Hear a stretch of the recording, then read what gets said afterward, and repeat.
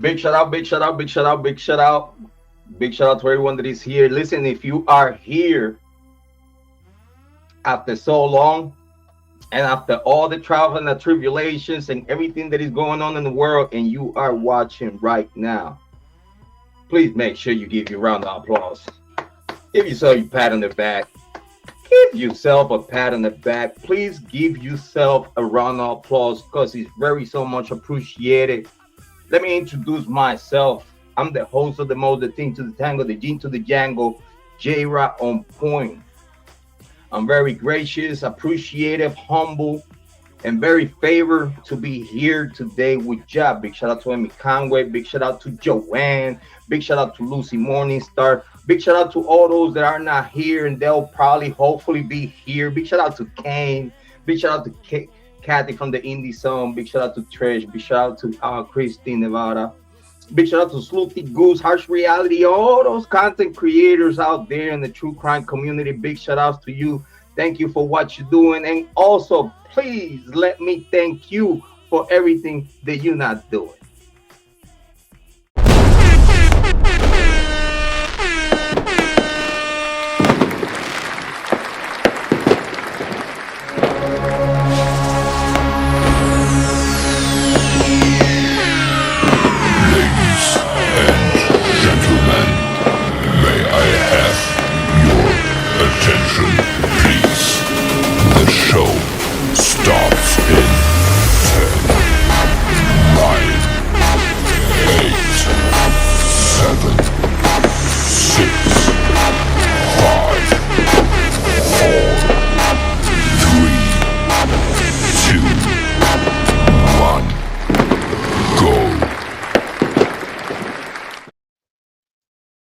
Thank you, thank you, thank you, thank you, thank you. I had to start like that. I I had to start like that. Lucy said that YouTube streets are on hinge AF. Talk to me, Lucy. Let me know about your side of the fence, because today we are talking about the Idaho 4 Bryan Kohberger case and Charlie Kirk assassination, the unspoken truth. You know how I do. I'm gonna chop it up in the beginning, in the very start of this show. I give you a little understanding on what's the unspoken truth, but I'm gonna highlight it real quick. The unspoken truth is a lot of things. Yeah, the spoken truth is certain things that you see other people not talk about, and if you have your own discernment and your own understanding about your surroundings, you could tell the reasons why people don't talk about those things. And also you could tell when the bigger fish to fry is pretty big. Whew, I think you have to do like I did. Not pedaling down, not pedaling back, but actually pedal to the metal. That's when you realize how big the fish that you have to fry is. You know what I'm saying? You're probably gonna have to call Trump. My pan bond. I might cash, but I might have to like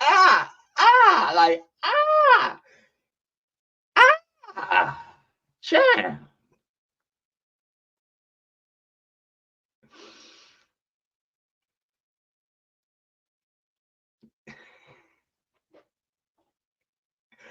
Listen, right now, it seems like, and again, let me get to the chat before I go too far into my cooking. Lucy said, pretty much most people are totally clueless or scared. Touche. Touche. And big shout out to Lucy Morningstar. I repeat, pretty much most people are totally clueless or are scared. So then we're going to go to white people. Why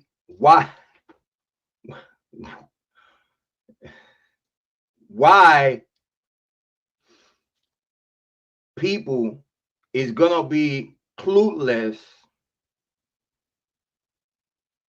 of certain things that are going on again, and we're talking about not just United States of America, because again today we're talking about the Idaho 4 Bryan Kohberger case. In the same sentence, we include in the Charlie Kirk conversation, because it's a lot of particularities between the Idaho 4 and the Charlie Kirk case.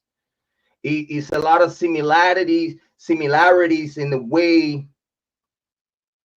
the government play a part in the conversation, and allowing room not just for error, but allowing room for speculation, which these days today, in the same way in the Bryan Kohberger case, they still at this day complaining, and one of their excuses of sealing, gagging, at this point not wanting to unseal certain things, that it should be everything unsealed, because again the case is over. Is really nothing that the family members of any victim could do besides delaying, besides doing what certain family members in the Idaho 4 are doing, which is not wanting to know the truth. In my personal opinion and in my understanding, due to in the way they acting, due to in the way they are addressing their personal business in court,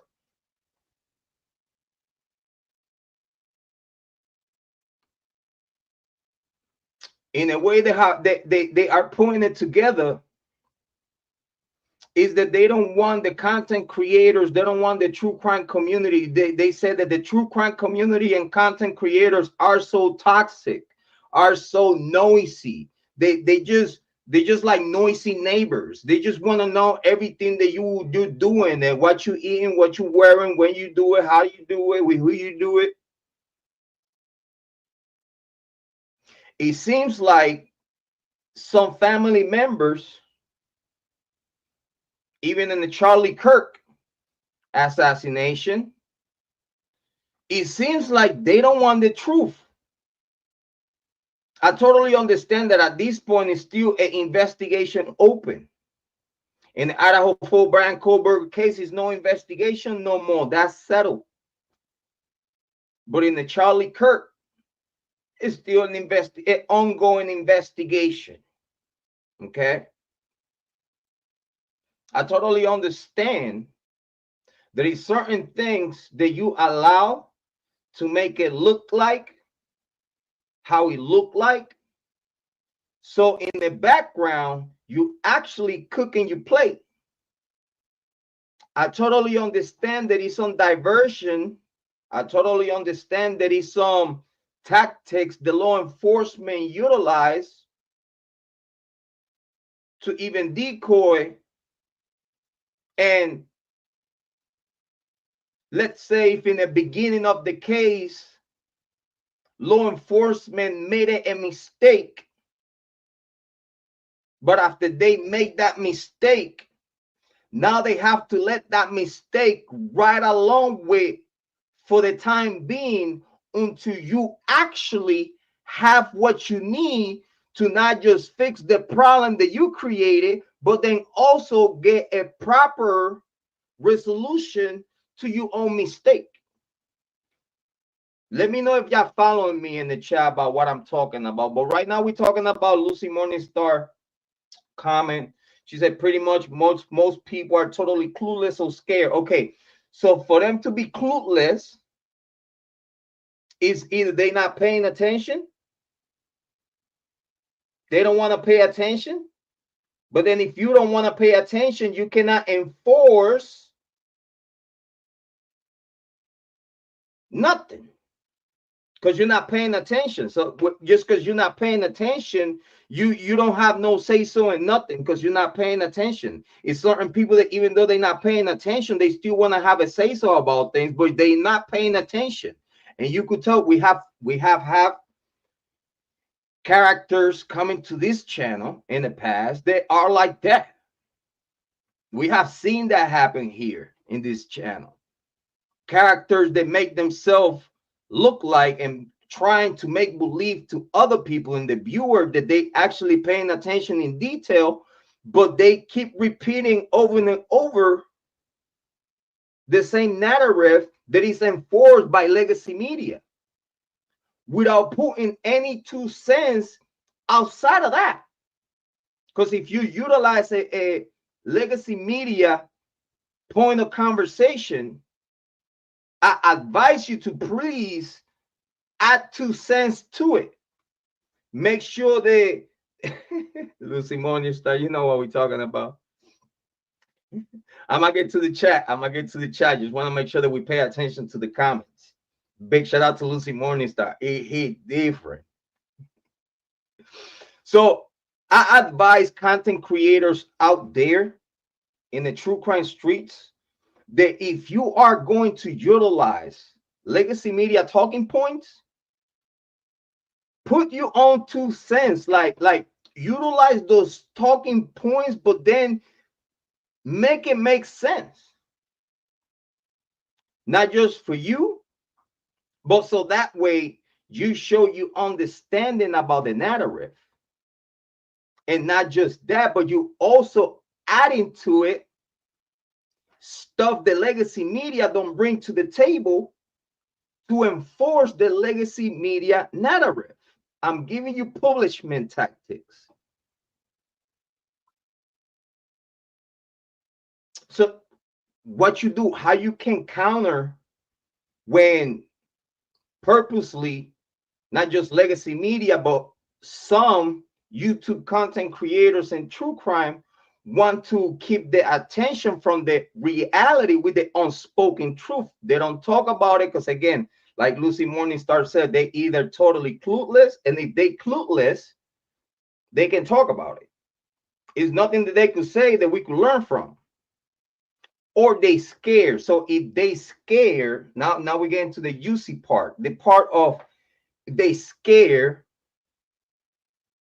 because either they gonna have some financial consequences, either through sponsorships. For example, if this channel was a sponsor, I'm telling you right now, I know that it's gonna be a lot of hateful YouTube true crime content creators that are gonna call those sponsors to try to push their narrative against me and have those sponsors dropping me from the contract.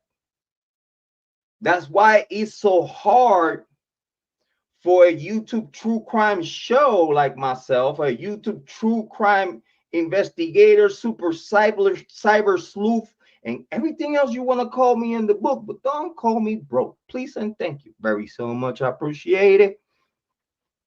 So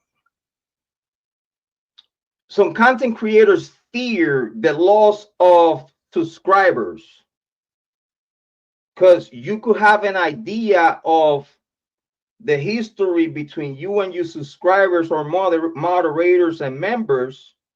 You could tell through your history with them how they think, and you could have a good idea about what's gonna bother who. In this channel, as like all my channels,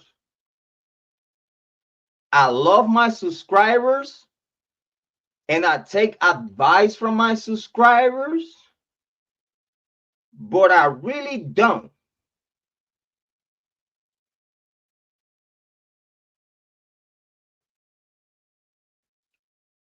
and I also don't like my subscribers, moderators, members telling me what to do with my channel, because if I didn't know what to do, with this channel, you wouldn't be here subscribed right now. Am I making make sense? So I know you're trying to help, and I know you have the good heart, and I love you for that. Listen, I appreciate you. All right, I appreciate you. But I will never put in jeopardy my morals in a way I think, in a way I believe that not just this channel, but whatever channel I put in effect. I will never jeopardize me. And that's another reason why we could add that to the Charlie Kirk conversation, due to is essence is a perception out there that a lot of people with a lot of intelligence are getting out of the Charlie Kirk situation. I think Lucy, let me know if we are done with this comment, and let me know if I did good or bad about this comment, and if you need me to be a little bit more explanatory. Let me know if we're done with that. Lucy said, I'm an ordinary flamethrower. It's about to go down. Big shout out to Lucy. She said, why? Well, probably bots. And yes. Which a lot of people think like bots. A lot of people do think like bots. Thank you, Lucy. Very so much appreciated. I just want to make sure that I put that cherry on top on that comment right there. We're gonna get to the other comments right now in a second. Lucy said, if they will just tell the facts as they are, no, for real, then there will be less goons out there pushing bullshit. Yes, I totally agree with that. And let me finish the train of thought about the Charlie Kirk situation, far as the perception that a lot of thinkers, a lot of people that think a lot of thoughtful people are getting the understanding or the misunderstanding of Charlie Kirk got assassinated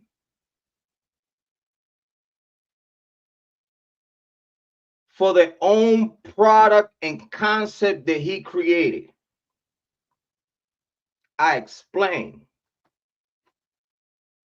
What you created, you idea, you concept, you trademark those ideas and those concepts. You trademark your business. You make it, you imprint your IP, and then that's yours. No one can take it away from you unless you die. And I hope I make myself clear for all those watching right now, and for those that are going to watch and replay. I hope I make myself very clear in the understanding of a lot of people like myself have about this whole Charlie Kirk situation. Because it gets to the point that your IP, your idea, your concept, your business, it gets so big and so influential that at some point, if you don't have the grip on the finances of your business, if you allow people that you know it should not even be part of the financial strategy of your business, but you try to make it look like that you are open for business with the left, you are open for business with the right, and you just want to debate. I want to debate y'all both. Listen, I'll take the left money, which I know is the left. I will take their money knowing that at some point they will have a problem with what I do.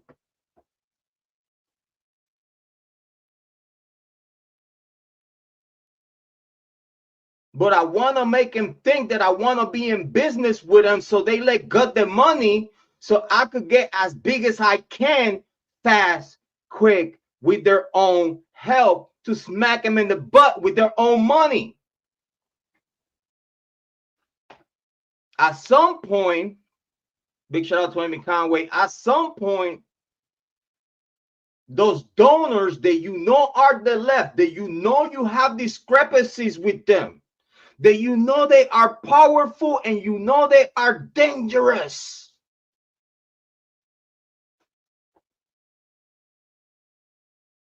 They know you know everyone they have done it to in the past. And if you don't know the truth, you know what is being talked about,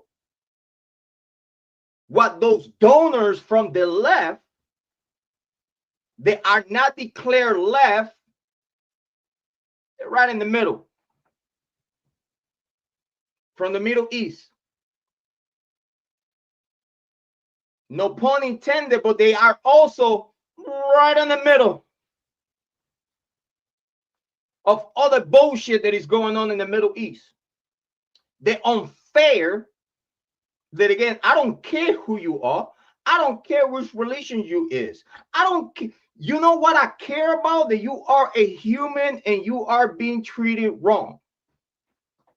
That's all what I care about. So some way, somehow, we could talk about that to see if shining the light to the problem is a fix to it. It's a problem solving to it. So going back to Charlie Kirk, in the same way in the Idaho 4, it's a lot of donors that put money in the University of Idaho. It's a lot of money from the federal government. It's a lot of money from particular donors from the left and from the right. The University of Idaho got the biggest educational operation going on in Idaho. God knows it's probably the biggest education operation in the whole West Coast, if not in the whole nation. Because they are backed up by every single fraternity and sorority out there. They're trying to jump inside of their premises to be part of the influential modern days of private and public figures that are going to be empowered, taking decisions for us, we the people that don't have no power but the vote power. And if you give me to pick and choose between us, we the people, the power that we get to vote, and that's about it, that even that could get rigged, and you give me the choice of picking between, well, which power you want? You want the power of voting, or you want the power of being in a secret society that you actually are going to affect decisions in the future, which is the real power? I tell you, listen, where I got to sign, I sell my soul right now. I want the real power, and I sneak in, and then I fix the problem.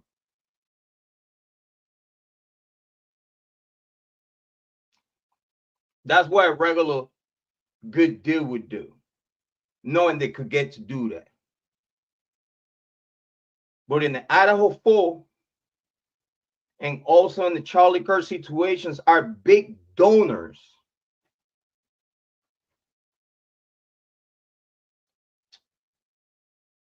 Let's say that Charlie Kirk situation is well known that it was some donors that did not want certain characters of the media within the Turning Point affiliation. Candace Owens, Tucker Carlson, and many others.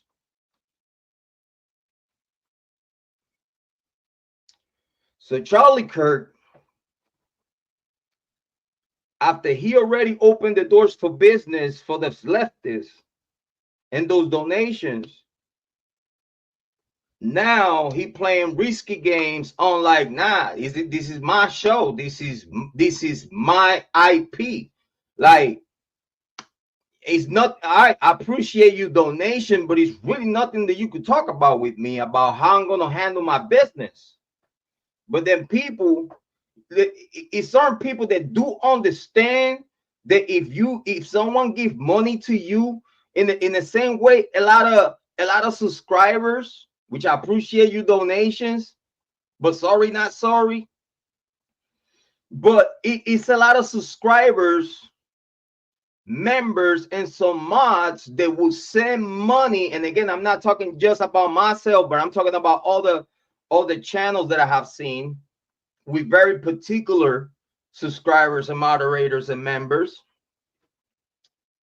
You see these subscribers, this channel participant, that they think that because the donation that they give to your channel, you have to bend to them. And if you don't bend to what they think, if you don't bend to their ideas, if you don't bend to their model, just because they give you a little bit of money or a big amount of money, they think that now you, as a creator, you should change in the way you either think or in the way you do business on your channel or whatnot. That's those donors that I despise, that I wish you wouldn't send that $2 to me. Because it's the same donors that send you donations, and just because you don't say was for them the right things to say, or you say something that they got upset about, they leave and go somewhere else to drop shitload of donations over there to eat the content creator mind and be like, oh shit, I gotta pay attention to this donor. Oh, putting money on my pocket. I don't care about your money. I care about how good of a person you are. And then if you donate to this cause, then if you donate to Jrod On Point, then if you donate to the On Point family, your hard-earned money is appreciated. But we really don't want money from no piece of shit that is going to donate to the channel and then expect to get something out of it. Just the thought of it, of these people having those thoughts, is sickening. Because I would never give a donation. It's like me giving a donation to a church and then expect that church to run some business for me. Did that make sense to you? No, it doesn't. So I'm glad that we put that concept out there. Because again, in the Idaho 4, Scott Green cannot let the University of Idaho fall. He have to do damage control, everything and anything he got to do to make sure that those billions of dollars that enter to the Idaho financing group don't die. His job is making sure that whatever money is being made by the University of Idaho not just also increase, but also make it stable, and also making sure that it's sustainable. Through COVID-19, the university was going down and down. One more year of COVID-19 for a lot of universities in the United States of America, if we would have one more year of COVID-19, those universities would have shut down.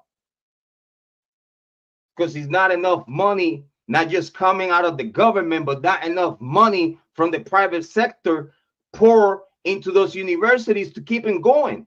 Because everybody's minding their own business and everybody's just worrying about save their life and save their pockets. So that's what we know, that the University of Idaho was on a predicament at the time of this massacre.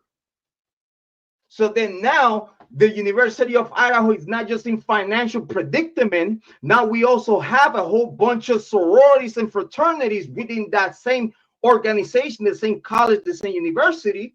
They are in probation. So here's what happened. Okay, now those are universities that are in probation. We get to find out that their members have were responsible for this massacre, not those fraternities and sororities. That money that comes from them is gone, because then now you have to ban them. It's a lot of $1 million, a lot of millions of dollars just coming out of one fraternity. Imagine if those killers between two fraternities, do you know how much money the University of Idaho would have lost, and the reputations, their reputation? They would have to explain the whole world. They would have to change everything that they doing about themselves. And even doing that is no fixing that. Ain't no one want to graduate from a college that a massacre happened by their own peers. So that means that their program and everything they built for years failed. That means that the concept, the idea that you created to have this Greek life program failed. Because every and any program that you amplify in a university, as soon as that program go violent or go criminal, either against the students or against the staff or against anyone, but it comes out of the University of Idaho, either members or staff, students, all the consequences go to the university and the program that they're running. But then that means that that program that you're running fail, because it's not secure, it's not safe. That means that the mentality that you try to provide to these students is not reliable. You're not putting on the heads of these students the type of healthy mentality that they will allow them to understand that if it's any problem, either in the relationship or anything else in life, if it's a problem, there is always a way to fix it. But not just fix it, but also fix it the right way, without putting no one's life in jeopardy, without putting your own life in jeopardy, without putting anyone in jail, without even putting your own self in jail. That's how universities and colleges need to have programs to teach these young adults how to think in a healthy way. You can't just expect, especially when you're preparing these young adults for the private sector, especially when you're preparing those young adults to be in the public sector. They are going to be a judge, a nurse, a cop. They're going to be a DA, like the people that you are preparing. And I'm cooking. The people that you are preparing, you as an entity, you as a university, you as the encourager of their future, that you given the tools to be successful. You have to do your job right, not just giving the mental side of it, of, well, this is what you do in the private sector, this is what you do in the public sector, and what you do in whatever area and whatever is your career. But then also you got to teach them how to think in life, because you cannot expect the parent. You cannot expect the parents, because there's a lot of parents like myself that we encourage our kids to do better. We encourage our kids to be good people, but it's up to them to do so.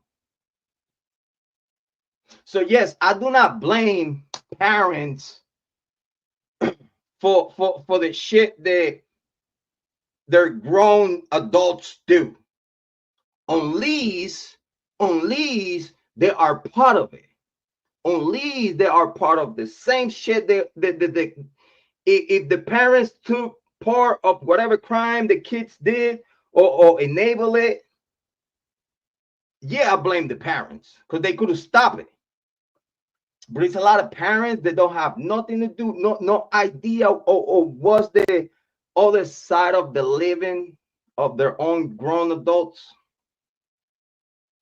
And the only thing that they could do is pray to God that everything that you teach them when they were little, they put it in play at some point in life. So as a university that you are preparing, you preparing a program, because again, you're preparing a program that you also trying to say that you creating leaders. So you got to teach those leaders how to lead. You cannot tell a young adult to lead, but also be toxic. You cannot tell a young adult to lead and also be convenient about it. Oh, well, I'm gonna leave. I'm gonna lead the right way, but just for my people. Whoever is not my people, which we see this in what's going on in politics right now. I'm gonna lead, but I'm just gonna lead my people. I'm gonna lead my people the right way. But everybody else, I'm gonna lead them the wrong way. Which that favoritism, we could see that he's out there. Again, we could see favoritism on the Idaho 4 due to the alleged killers. That I'm so glad that those names came out. But again,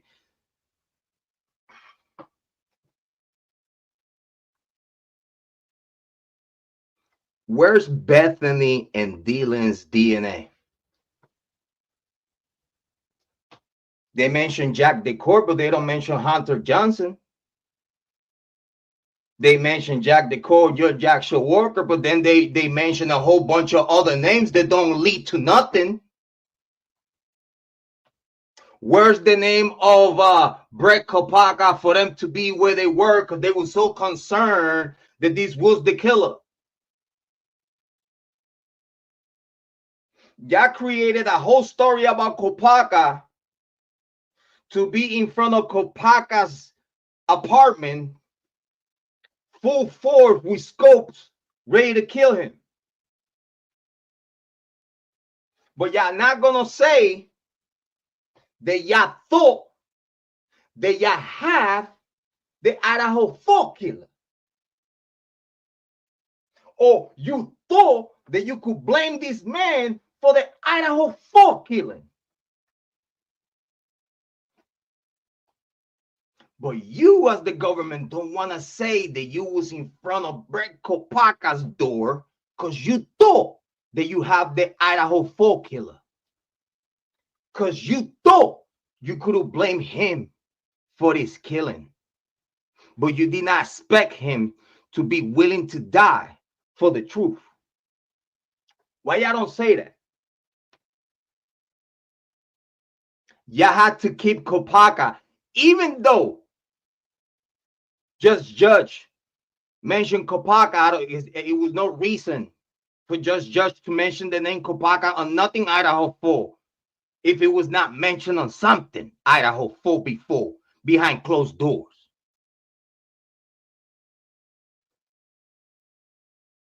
But you had to keep Kopaka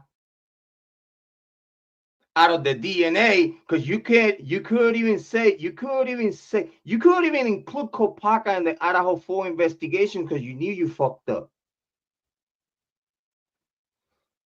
Because you know that some way, somehow, you had to kill this man for some apparently reason.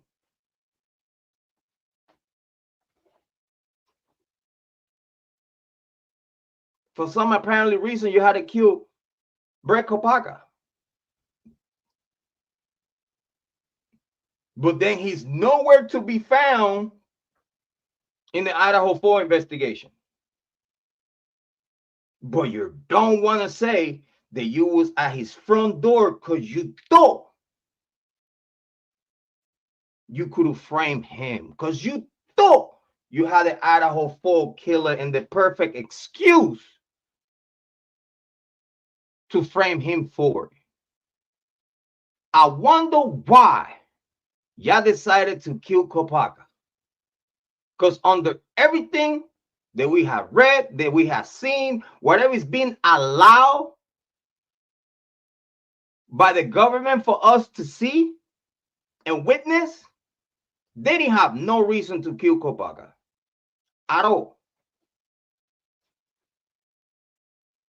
No reason at all to kill this man. But some way, somehow, they got away with murder. In my opinion, is based on everything they have brought up to the table themselves. And I'm allowed to my own opinion.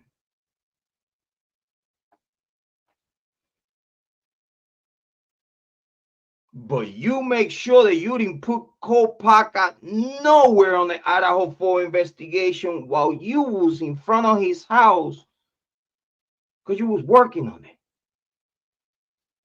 But of course, you don't want to say that. Why you kill Kohberger?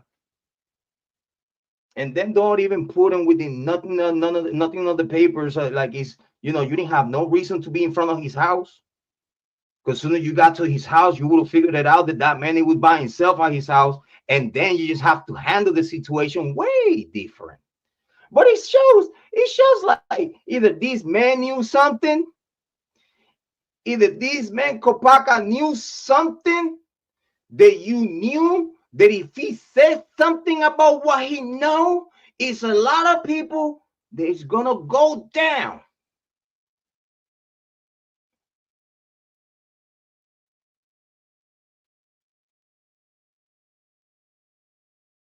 Yeah, big shout out to Amy Conway. Thank you so much. We're gonna get to the chat. Because again, it's no reason for the Kohberger death. What these men knew,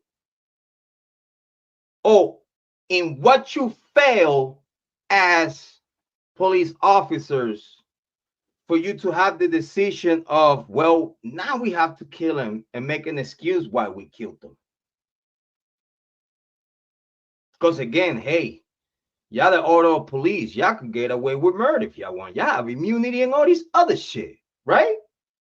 So y'all could just kill anyone and say the reasons, a fake reason of why you kill them. You get a pat on the back and you're cool with it. You might not be in service for too long because they might give you another job or somewhere else to be, right, Chief Fry? Yeah, I'm cooking. Big shout out to everyone watching. It's Jrod on point. So Lucy,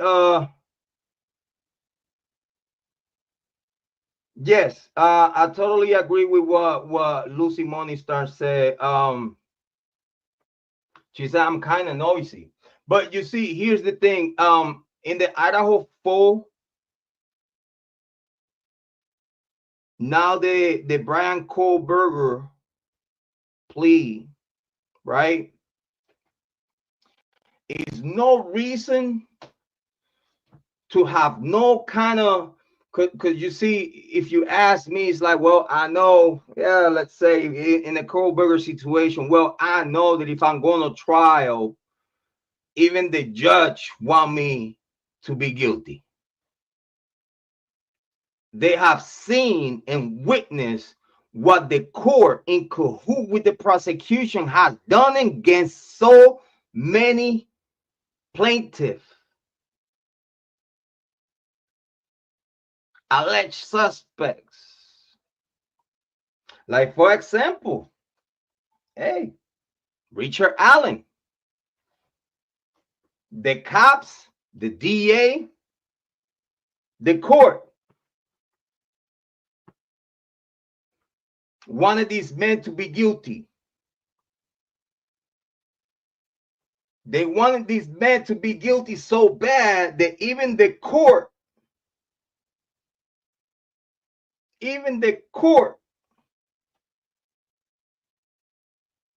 put roadblocks. So at the end of the day, Richard Allen will be found guilty. It's in a lot of cases that they could build a case around an innocent person, and it's really nothing what an innocent person could do, but ride along and pray to God that the truth come out someday. I don't know from where you come from, but I know a lot of people that is being innocent all their life, and they'd be locked up for life in prison. And they didn't do it.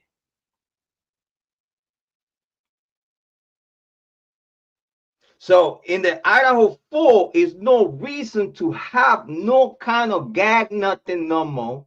Is no reason. It don't matter what's in that document. It don't matter what's inside of that paperwork. It don't matter what. Listen, this is not kids. This is not children. If this was a child, yes, I would tell you different. Even if it was my own kid, my grown adult kid, I need to see everything. I need to make sure, me as a parent, that you telling me that this person killed my kid. All right, now you need to prove it. Oh, that person took a plea. Now I need to see, for this person to take a plea, I want to see then everything what the prosecution have was enough for real, for this man or person or female to take a plea to make us think that the prosecution got you. Because if you've been paying attention to the Idaho 4 and Bryan Kohberger case, you understand that even the court wanted this man guilty. Court staff leaking shit to the Goncalves. The Goncalves said that. I didn't say that. Steve Goncalves said it. The court staff was leaking shit to them because they didn't like Kohberger. Oh, because they thought the court was not handling the situation right. And then watch out, they by your own. Oh, the court not handling this business right. Oh, let me leak it to the parents to see if the parents found a way. So you literally betraying the court that you shouldn't be employed there ever again. But you also going against, if the court was righteous and the court had all the tools and had the personnel to be unbiased and look for the justice, not just the victims, but make sure that whoever is there being blamed by something or for something, to make sure that their rights not being violated and everything that they need, all resources that they need to either prove or disprove their innocence, they have it available. Because again, if at the end of the day someone did it, listen, it's a way to find out. Believe me, it's a way to find out if anyone is guilty about something. It's ways to find out. So is no one gonna tell me as a parent, like, oh, let's say in the Charlie Kirk, do you think, you know, seeing the family being happy or not happy, but in peace with what's going on right now? Big shout out to his wife. Listen, we feel for you.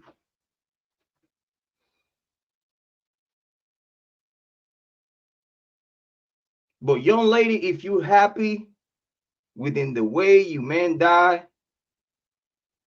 and you are okay with all the information that is being provided to you by all the sources of the legal system, even though private sources, if you have any investigating this, which I hope you do, that you have private investigators looking through this information. Not SF investigates. Not SF investigates. They're gonna investigate nothing, but we'll have something to say on the TV. No, real private investigators that will get to what you need to know. They will not play with your money if that was the case. But again, it's family members in the Idaho 4 Bryan Kohberger case that don't want the truth to come out. They still want things gagged. They still want things to be blocked from the view of the public. They call them true crime content creators toxic and noisy and whatnot.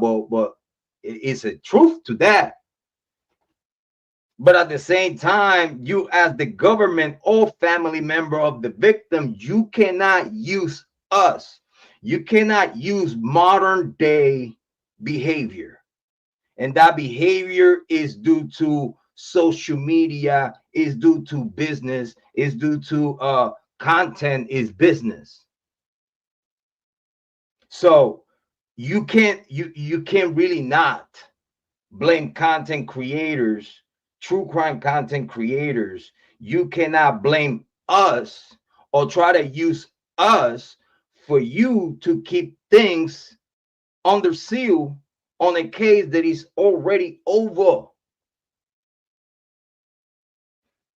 But they see that Bryan Kohberger on the stand in the pickle that he's on. They realize that Bryan Kohberger sees, saw, and understood what is being done to him. So how can Bryan Kohberger reivindicate himself without going to court?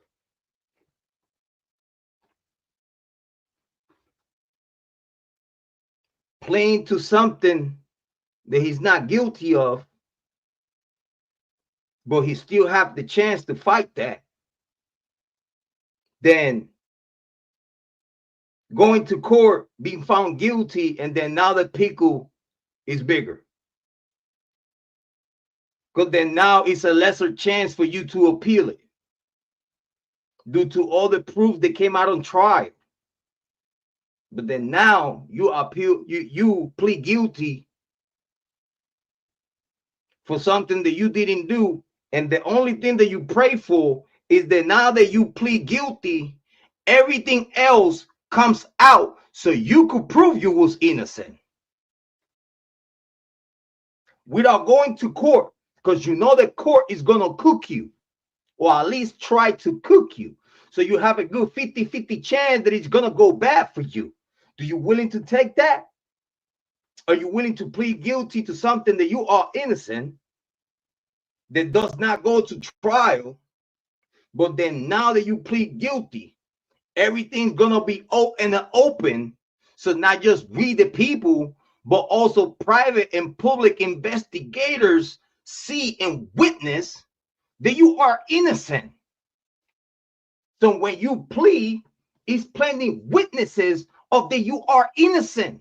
So when you plead, the court can't even say we're not taking this plea or we are not going for a hearing for it, because they're gonna have the whole world jumping on them. They'll have Trump applauding Bryan Kohberger next day, because then now we know all the truth, and they don't want to be fair to him. So this is what's going on in the Bryan Kohberger case right now. That even after this man plead guilty, the family of some victims don't want the world to see what happened with this case. They don't want true crime content creators telling you the truth. They obviously don't want legacy media to know the truth, because then if legacy media gets to find out the truth, they'll all be forced to speak the truth.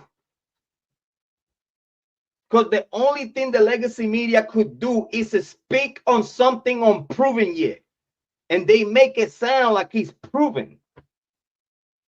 But legacy media cannot risk to speak up on something that is already proven. So if ever, with all the documents that are coming out, the whole world and people see that Bryan Kohberger was mistreated, his rights violated, and this investigation was thrown off purposely, Bryan Kohberger is coming out. If you ask me, he's coming out anyway. But what they doing, with what they doing right now, is delaying the unabateable. They just delaying with all these court procedures, delaying for the truth to come out. Where's the sheath? Shouldn't they have a picture or video where they found the sheath? Because it's their main item in this process. So if you have a main item in this process that is going to be the key for you to sentence this man or whatnot, right? Where is the proof that this key element of this case, this key evidence of this case, where's the proof that the sheath was where you say it was? Where's the proof of a sheath ever being part of this case? Is nothing of that. I told ya from the beginning of this case that this was an imaginary sheath. I told you from the very, don't ask me how I know it. You want my receipts? Do your homework. Put your own work. Listen, you either listen to what I'm saying or you don't. And pinch it all with a grain of salt. But something that my subscribers been knowing, moderators been knowing from the very beginning of this case, I've been telling you that this case was a frame of the imagination. Just because the cops say that something is real in the investigation, don't make it real. And they get away with it because they got immunity. But the damage is already done. And to reverse, to put the page back in the tube, it's almost impossible. It's possible, but it's not going to be the same pace that it was in the tube when you first squeeze it out. So in other words,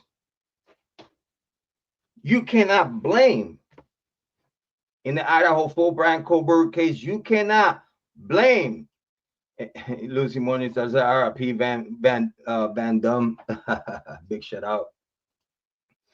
Amy Conway, big shout out to Amy Conway. 911 call, we have search one. Yes, right. That's another thing though. You know what I mean? You have a 911 call, if you have a search warrant, you don't even, you know what I mean? You don't even have to do the stuff that you did. Like, it's ways to do things in a better way. You know what I'm saying?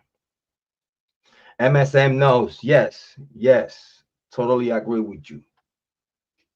This is what I'm trying to say. You as yes, they just pretending they don't. Yes, I totally agree with you. Yes, big shout out to Lucy. They are huge gaslighters. Yes, they are. Yes, they are. It's like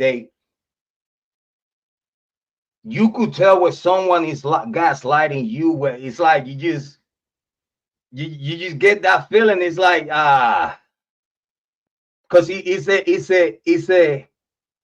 it's an energy that it comes out of someone gaslighting you. It's all about energy. People don't believe about energy though. You know what I mean? Like 100% in on the fix. Yes.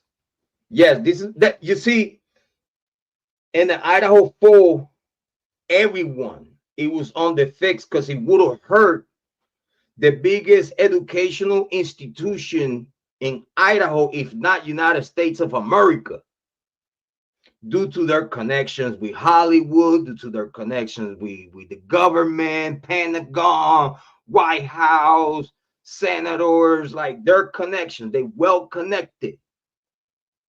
When you could tell and you know when a lot of people is moving the same way.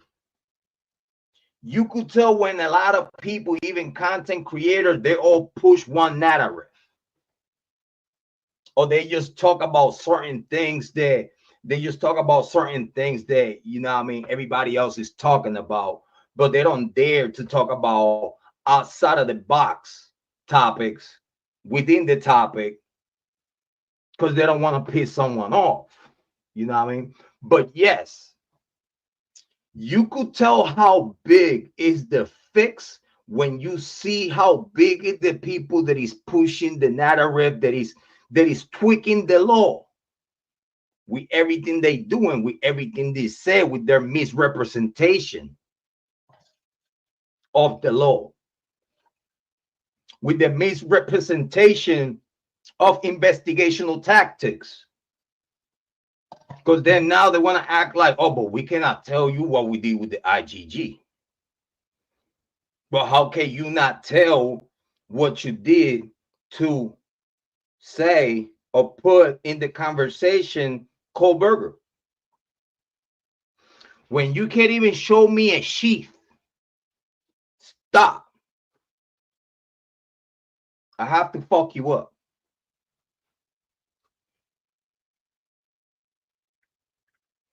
How the fuck, in the biggest case on the docket, you are going to put in the case an imaginary sheath and said that an imaginary DNA was there when you can't even prove that a sheath was there? But then not also, you can prove that the sheath was there or a sheath was ever real, but you said that a DNA that you did a tree we IGG end up with some conclusion that it took you all the way to Pennsylvania after you killed Kopaka.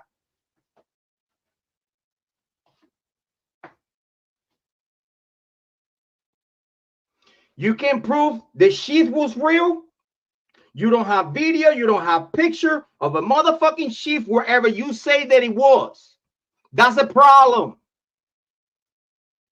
Because you're basing this whole case on that motherfucking sheath. This is the unspoken truth that people are not talking about in true crime. This is the unspoken truth. Why I don't see more content creators instead of trying to prove themselves right. I do that a lot, but it's because I'm right. But instead of trying to prove their stupid ass narrative from the beginning of this case, and instead of trying to make it all sense at the end, which it doesn't, which, you know what, I was expecting somebody after that list of alleged suspects DNA came out. I just really wanted to hear this one content creator saying, damn, Jrod Point was right on all this stupid shit that I've been talking about. Drug deal going wrong, Aryan Nation, this and that, CIs and all this other shit. At this day to day, the same content creator that I talk about don't dare to say I was wrong on everything I was talking about. Because he still want to keep his channel afloat. Yeah, you get shit lot of views. But everything that you fucking talking about is motherfucking stupid.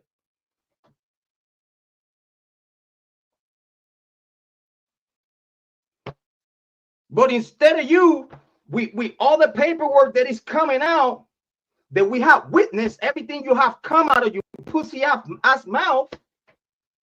We have witnessed you saying Aryan Nation, you saying drug deal going wrong. You talking about a CI that has a wife and all this other stupid shit. You just have a list of DNAs that was taken that don't make no motherfucking sense because you don't have a Dylan Mortensen or a Bethany Funk DNA on this investigation. So now tell me that I wasn't right and you was wrong.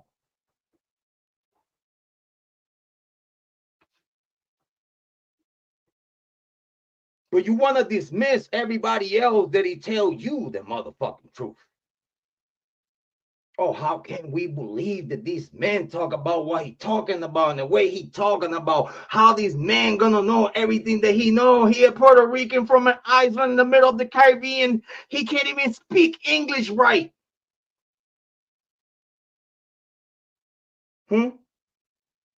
How that worked out for you?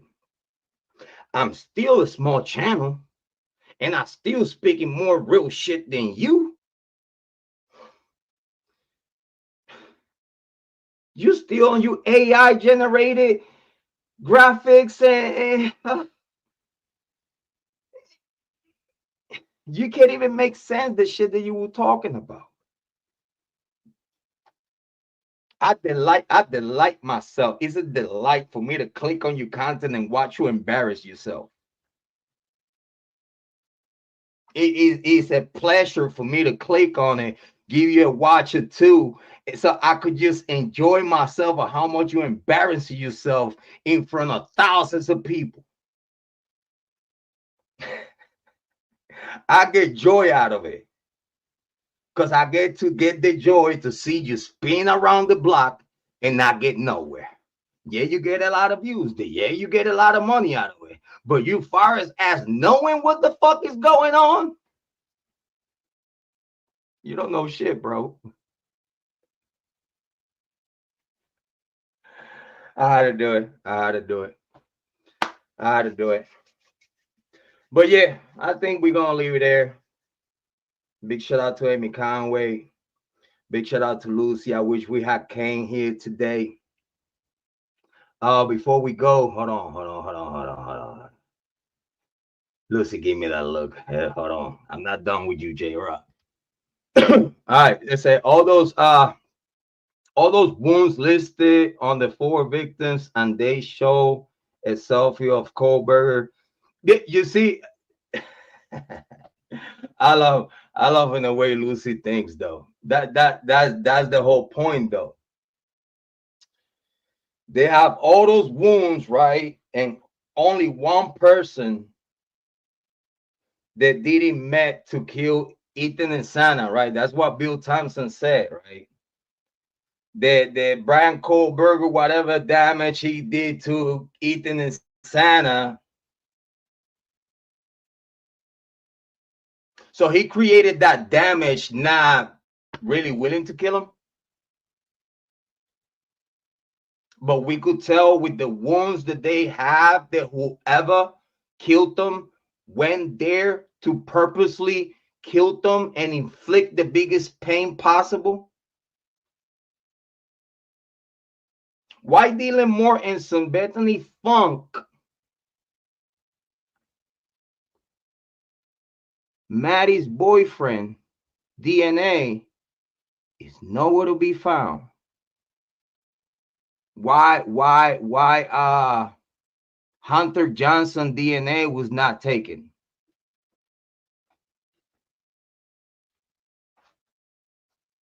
Huh? Well, y'all not talk about that? Why? Only here in J on Point, this isn't the only place that we could have this conversation. This is what I'm trying to tell you. Like they hiding so much information from this case and delaying and over gagging and over sealing stuff that is already coming out with is supposed to come out unsealed. I don't care what it is. If it's from a child, of a case of a child, I totally understand the privacy. But this is grown adults. This is grown adults. I'm sorry to tell you, this is grown adults. It's the biggest case in the docket. And you're going to tell me the parents are happy with the results? So while they're trying to hide the details, especially where's the sheath? Where's the sheath? You created a DNA ID profile out of a sheath. Where is it? Can we just please have a video footage or whatnot that is not AI generated of that sheath being collected? Because in case you didn't know, y'all have to be more than morons to think that cops purposely are not going to take pictures or they are so dumb enough to not do a procedure which is within the protocol for you to make sure that whoever you catch for this crime is going to get cooked. Part of that is just making sure that you're not just ID, tag, inventory, film, pictures of the collection. First, the finding, then the collection of how this very important piece of evidence was collected and then in custody change. that custody chain has to be in record. Because this is like the biggest, most important piece of evidence in this case. So you have to treat it different, right? All pieces of evidence, even Murphy, everything that it was, life or death inside of that home was evidence. Everyone and anything inside of that house when these people die was evidence. We talking about roommates, we talking about Murphy, we talking about friends, we talking about everything and anything that it was inside of the house was supposed to be collected and put in evidence, especially those cans. What they did with those cans on the stairs. Those cans on the stairs, they were supposed to be collected, swap it, and whatever DNA was on those cans on the stairs needed to come up for investigation. All DNA found inside of that home needed to get investigated because these 4 people dead inside of that home. I don't care who the fuck you is. I don't give a fuck who your parents are. I don't give a fuck that you are part of the University of Idaho. It's 4 people dead, and they have 100,000 DNA profiles here to run. We'll do an IgG to everyone, not just to one imaginary DNA from imaginary sheath. When you have item and DNA galore inside of that home. And that's all the names that you could have come up with, that their DNA were collected. What? Where's Dylan Mortensen's?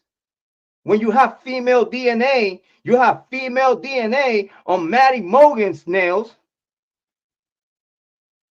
You have female DNA on Maddie Morgan's nails. So hold on. If we find skin cells of a female on Maddie Morgan's fingernails, where's Dylan Mortensen and Bethany Funk? DNA profile. Where is Olivia Goncalves DNA profile? And you supposed to clear the family members too? And you supposed to clear all the friends and family and every the fuck body? Way before you get to a Bryan Kohberger, you supposed to clear friends and family first. What the fuck is their DNA? But it's me, right? The on point Rican. I'm wrong. Huh? And the Charlie Kirk. Oh, before I finish, before I say what I'm gonna say about Charlie Kirk. While in Idaho 4, while the family of some family members of the victims try to keep everything on the hush hush, they allow legacy media to put a whole bunch of nothing information, a whole bunch of video pictures, a whole bunch of nothing information that he makes Bryan Kohberger look like, oh, we got this from Bryan Kohberger after he killed the victims. What the fuck? What fuck you got? Do you got a picture of him killing these people? Do you have a picture of this man driving, which is show his face, and you could actually ID his car? Do you have a proper cellular cast done?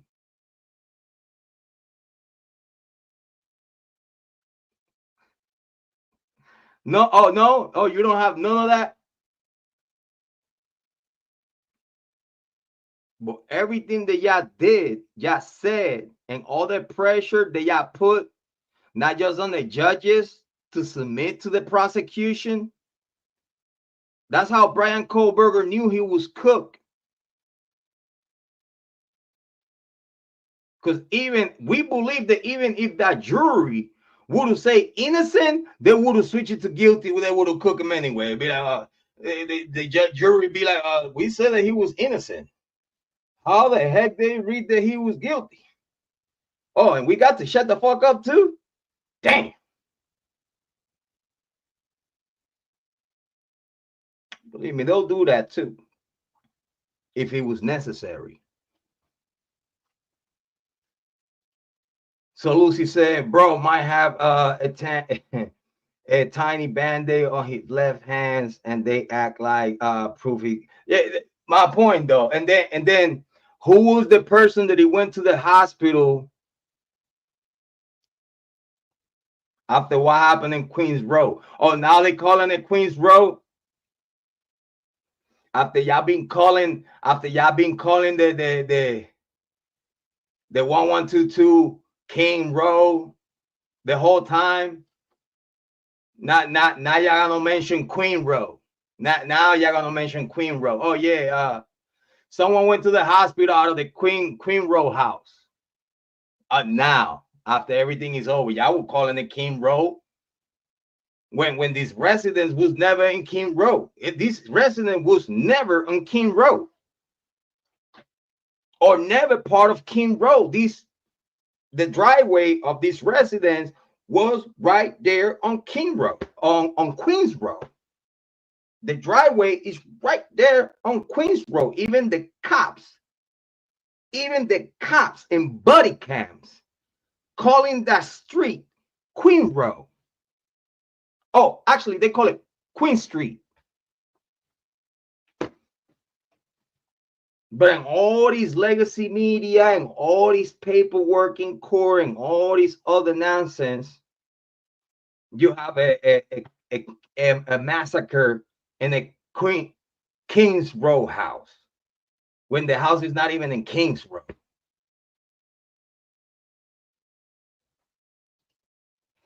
Yeah, they super crazy though. They crazy because you see, better not tell the public. Yeah, that's what I'm trying to tell you. Like if right now, if the Bryan Kohberger, like for example, I'm gonna go back and forth. We'll go to the Charlie Kirk. Even in the Charlie Kirk situation, right? If you ask me, in my personal opinion,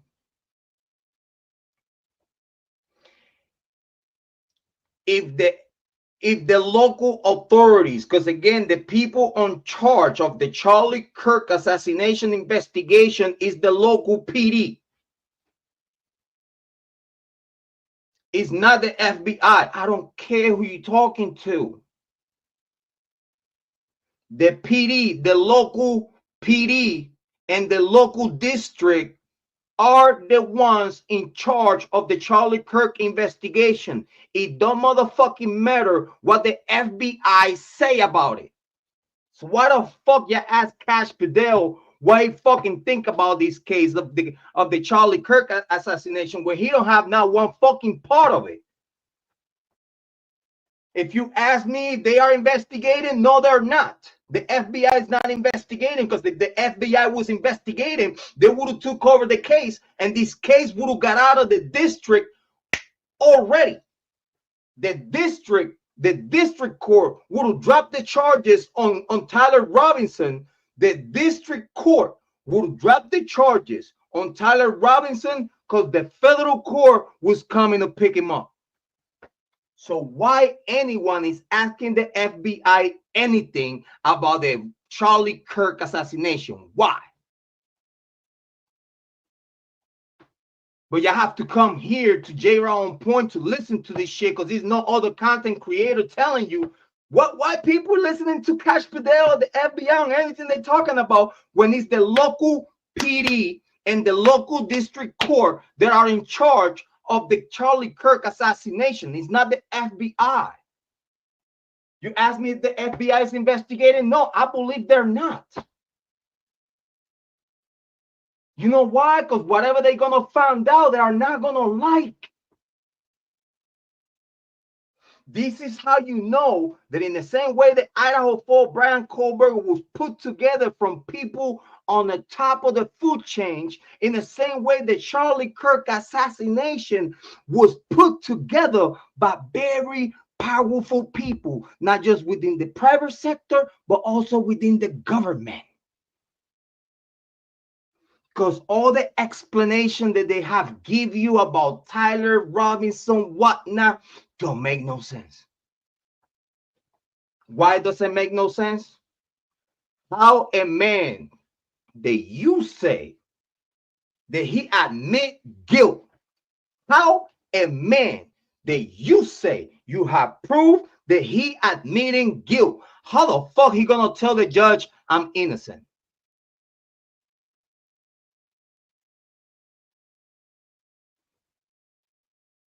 Don't you think when he told his girlfriend, boyfriend, whatever you want to call it, whoever the fuck he told him that he did it, don't you think when he said that he did not know that he was about to be a trace of it?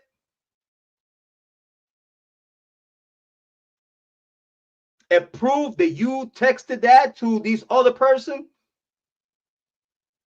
It would be proof of that. Where is it? So if he admit guilt, right, and you using his own admission of guilt while he's telling you in court, I didn't do it. Now you explain that to yourself, because I already know the answer. Now you explain yourself. Don't you think a person that is proud to say to his beloved that I did it, don't you think he wouldn't have a problem going to court with a smile on the face and be like, yeah, smoke him?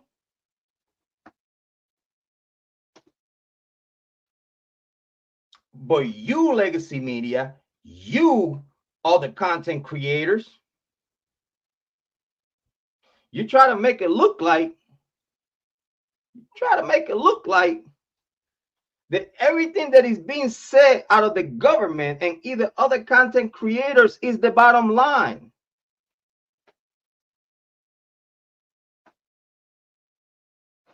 This is outside of your pay grade. And it might scare them. Yes, Lucy.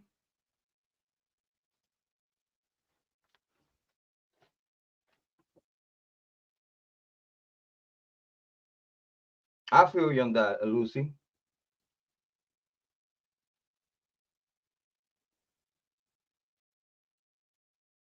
The Moscow PD kept that shift in Moscow until the 16th. Or where is it? Where is it? We just want listen. We don't.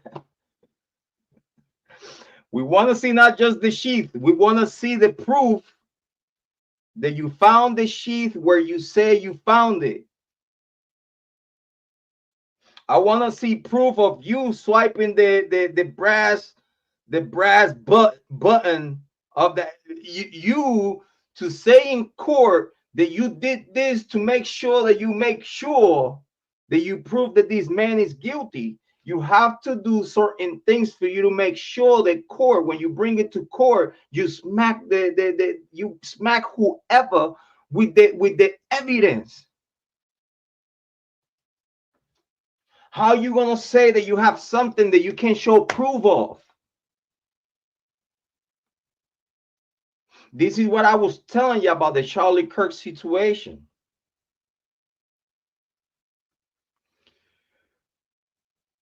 When you either purposely or not,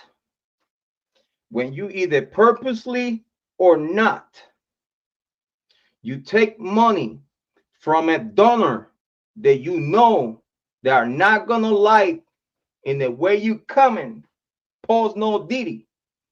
When you take money from someone that you know is from the left, that you know they are filthy rich, that you know that they have their own secret killers.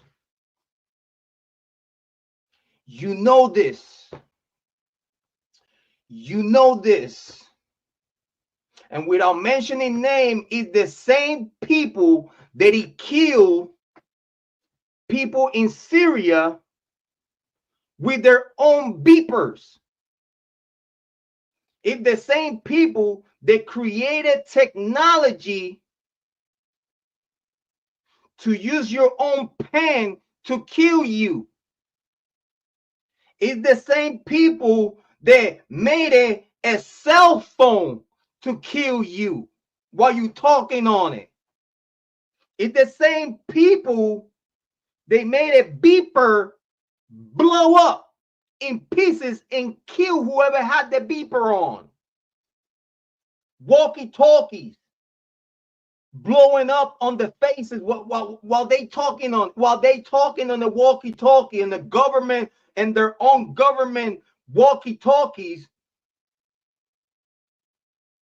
But those walkie-talkies are made by companies. They're being financed by your enemies, and you don't even fucking know it. Then now the walkie-talkie that you're talking on some government business stuff, now it blow up in your face and your head blow up in pieces, because that walkie-talkie was made by a company that is financed by your enemies, but you don't even know that that company is financed by your enemies, that you're buying this product from your enemies and it's gonna kill you. It's the same people that have perfected little itty-bitty microphones to kill you.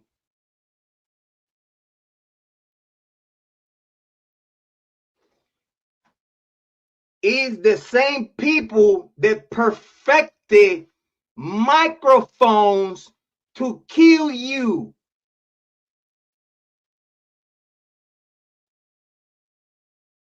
But it's the same people that you take money from, that you show love to, but it's the same people that you show love, but you 100% disagree with everything they fucking do it and how they doing it. And it's the same people that give you money and don't want you to have in your own show the people that you want to have in your own show. But it's the same people that in secrecy use your own government to get you out the fucking way. Because you could be the next president of United States of America, flipping everything on everyone's head. And you probably would be the only one that actually give justice to we, the people. But the powers to be got such a grip on our government that even the government will comply and act complicit and act and look the other way like, I don't know what you're talking about.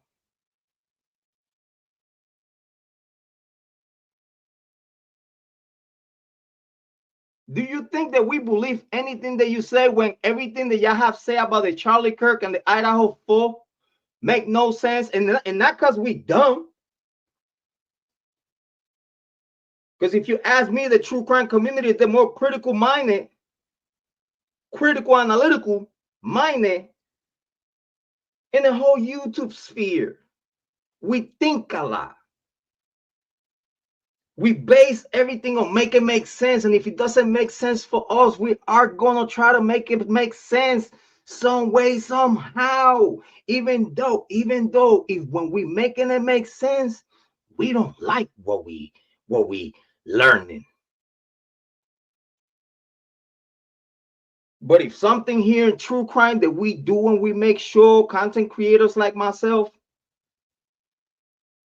that everything has to make sense. And the Idaho 4 is no sheath. At this day today is no sheath. At this day today is no IGG work. There is no sheath and no sheath location, no sheath finding. So also in the same way that you don't have no sheath nowhere to be found, they can also show you the IGG. Oh, because we did this, magic. We did this magic that you cannot know what we did for us to get to our conclusions, which those conclusions was really no conclusions, was a motherfucking opinion and paper. But then you can't even show how you got that opinion to be an opinion in the first place with what work. With what Bryan Kohberger DNA that you don't have? How the heck you are in Pennsylvania? With what? With what? You are in Pennsylvania with a fugitive of the law warrant when the alleged fugitive have not broken no law in Idaho at that moment. And just because you believe he did, you still have to bring something to court that is substantial for you to get a warrant that is going to take you to go on the other side of the nation, all the way to the East Coast, to go and grab a man with what?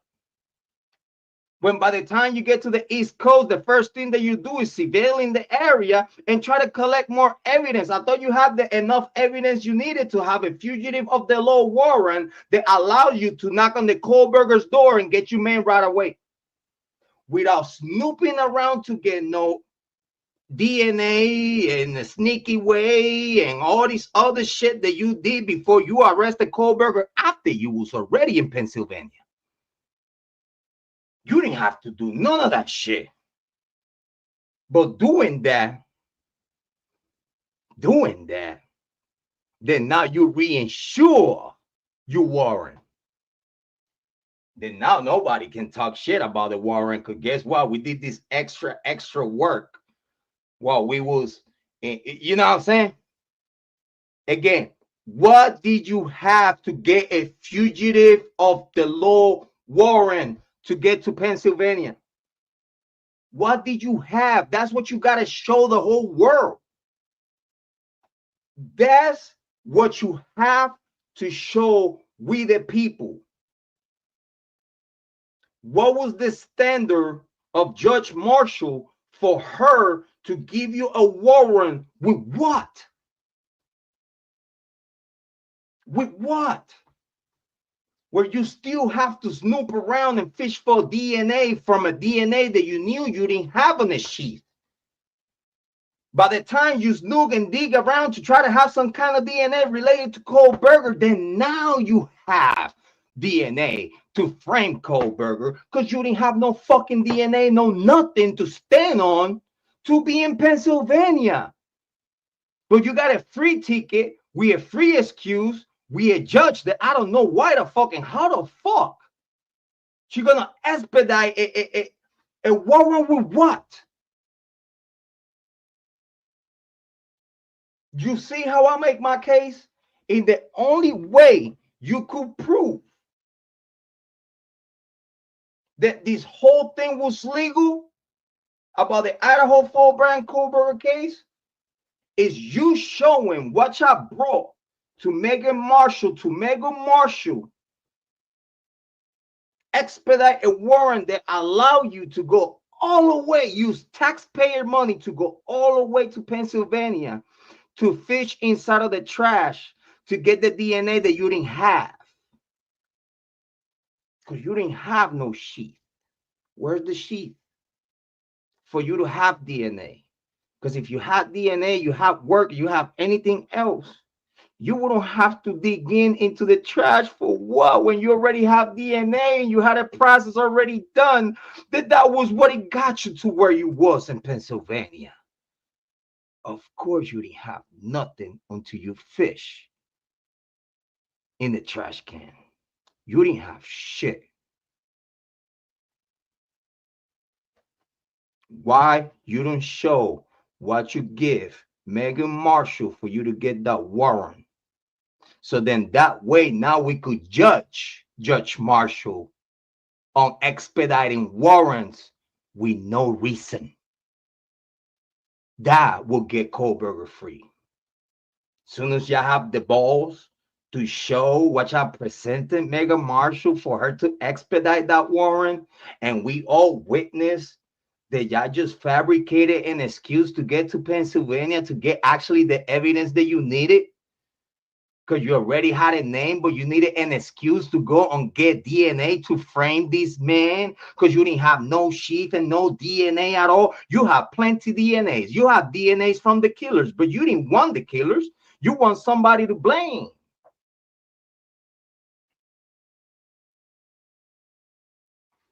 That's how you got to Pennsylvania. Thanks to the help of Megan Marshall. That hopefully she be in jail one day. Yeah, I said it.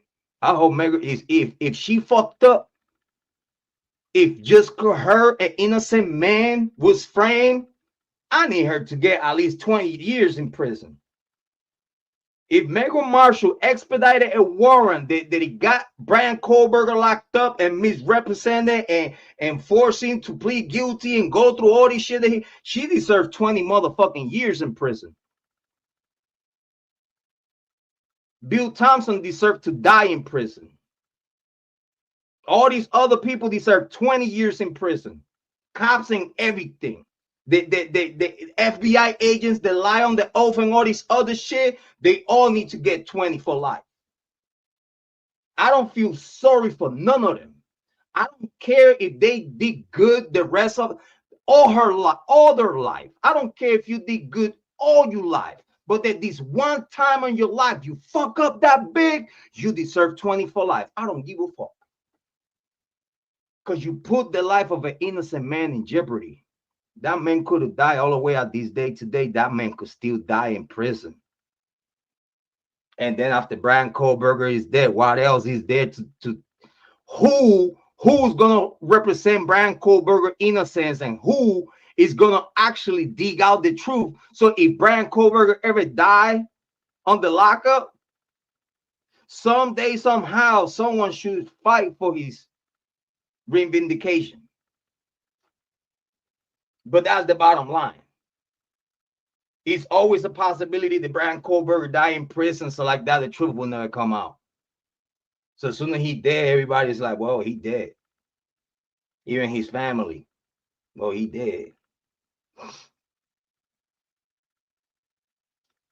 The same way with the Charlie Kirk situation. The powers to be are so powerful that they will create the device that is going to kill Charlie Kirk. It's going to be put on Charlie Kirk's neck by his own staff. Knowing or not knowing. Knowing or not knowing. That same device is going to be put on Charlie Kirk's close to the neck. That is only strong enough to have something going down, it hit you in the neck, but it's not strong enough to go through. Did they recuperate the bullet? Is the bullet is what they talking about? This is what y'all need to understand. If the bullet came out of a weapon that they say it came from, first and foremost, would go through and through. It don't matter what package of ammunition would have. It don't fucking matter. It would go through and through. The only reason why it didn't go through is because it was close range and it was a small device. That's it. But why they keeping the truth of the size of the bullet? Because you know what? A 22 bullet, do you understand that a 22 bullet would do the job in the close range that it was, hitting a particular place that the device was put where it was put it purposely to when the device go off, would hit the body in a particular place that would ensure the death of this man?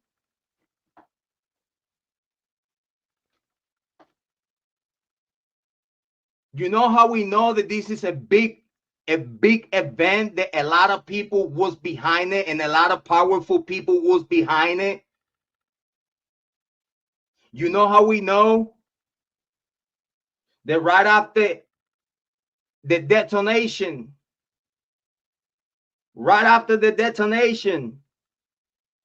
it was people around that knew what was about to happen, to the point that they have not just decoys to make you think that the cops were working on getting someone for this, and then they got an old man with his pants falling saying crazy shit that he has to do with another case, in the history of the United States of America? Can you see it? Can you see that we have a whole bunch of bad actors? Not just in the private sector, but within our government. There are bad actors. It was a lot of people that knew that Charlie Kirk was about to die that day, if you ask me, even himself.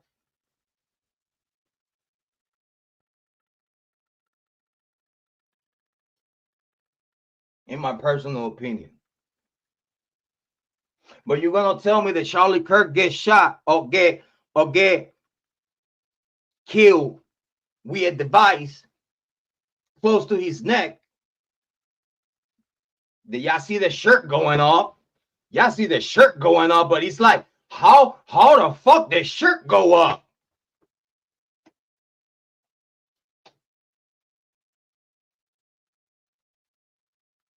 Probably because the device that killed them was in the shirt.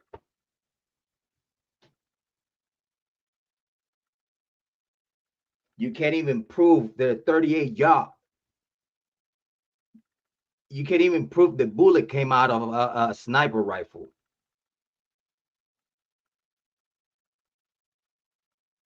If it was any type of bullet from that type of rifle, it would go through and through. I don't care what you say. It would have killed whoever behind Charlie Kirk. And then also, can y'all realize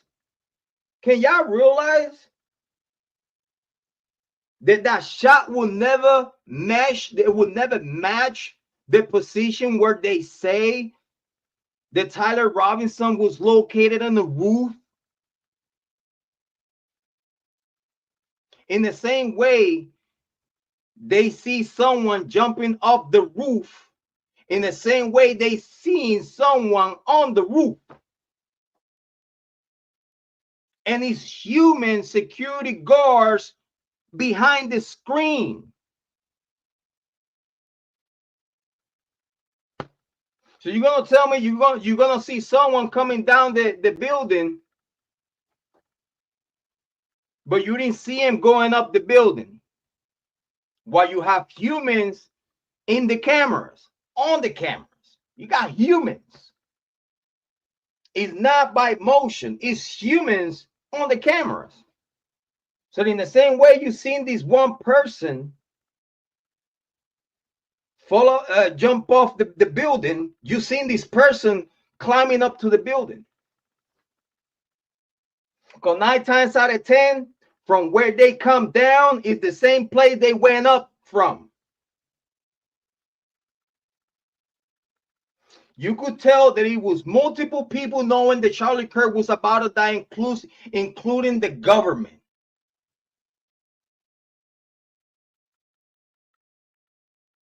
After Charlie Kirk died, no one acted like they were supposed to act.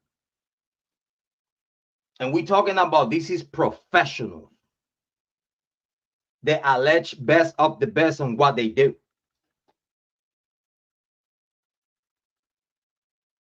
But you're gonna tell me the device goes off, and it's a whole bunch of people in the crowd that knew what was happening?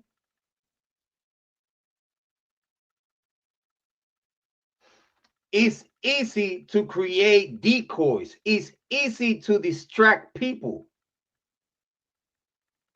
We're gonna make this device go off in his neck, gonna kill him. But we're gonna have people in place so we could push a narrative. Y'all either stupid, dumb, but I wish you was smart. I wish y'all do the type of homework that I do, that I know things that I know, and I know what I know. It's as simple of putting a device that it will kill him while it detonates. But due to the government is behind what's happened to Charlie Kirk, that device will never be mentioned, and even the situation of a device exploding and killing Charlie Kirk is not is never gonna be talked about, because the government is behind it due to the people that send the hit. It was convenient for everyone within the government for Charlie Kirk to be gone. It was convenient for everyone in the government. Right and left. This is why they both sides shoot the fuck up. This is why right and the left shut the fuck up. Let these men die. And it was so much people that knew this man was about to die that day that they had people in place to do the certain things they needed to do as soon as Charlie Kirk died.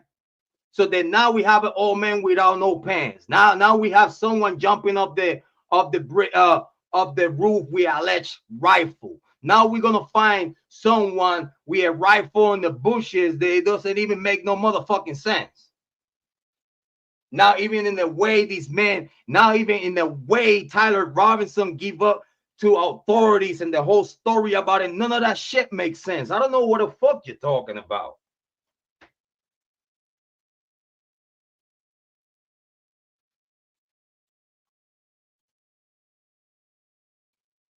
This guy trying to put me on some big shout out. Lucy Morning is that they waiting to produce the sheath to the ISP lab for one reason and one reason alone, in my opinion. But okay, where's the sheath? Where's the proof of that? Where's the proof that that sheath was even in Moscow PD? Where's the proof that that sheath went to ISP when ISP, Moscow PD all work for the same people? They could all lie and say, yeah, we got a sheath, but where the fuck is the proof that you had a sheath? You could say you had a sheath, you transported a sheath from A to B. What the fuck is it? Where's the picture? Where's the video of that?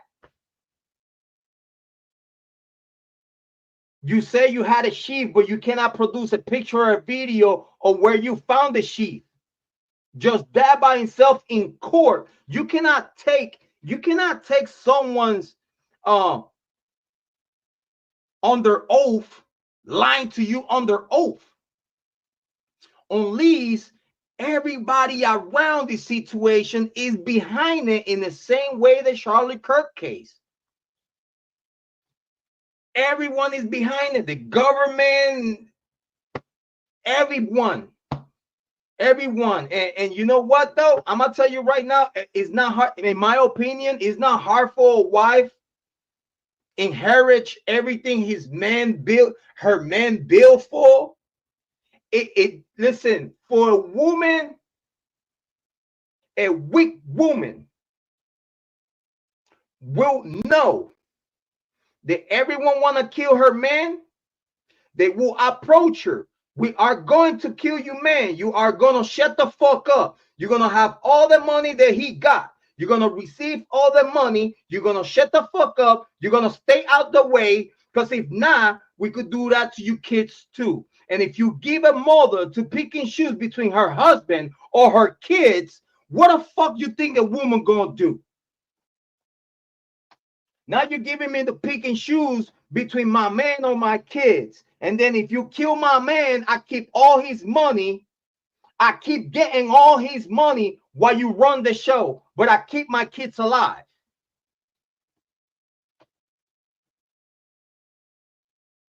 That's my point. This is how you see everyone was on it. Some way, somehow, just because Charlie Kirk was willing to say his opinion on this one particular group, even though he showed support, he was not shy for criticize this one group and the fucked up shit they were doing. But some way, somehow, you want to be cool and drink the Kool-Aid with people that you should know they want to smoke you soon as you become powerful enough that they know you could become the next Martin Luther King, that you could become someone that people will follow. Soon as they get the idea and they see people following in big measure way, that you have the voice, that you have the machinery behind you, that machinery gets stripped off from you. It don't matter if you have the idea, it don't matter if you have the concept, it don't matter if you don't own the IP. Guess what? You have a wife that as soon as they smoke you, she's gonna heritage everything as long as she keep her kids alive. She's not even American. She wouldn't have no fucking problem because she's gonna see everybody's behind it. Oh shit, the fucking government is. I'm not gonna mention names, but she see on the secrecy out of fucking nowhere. She sees someone that is running the nation, telling her like, "Hey, this is what's going to happen, and you're gonna have to shut the fuck up."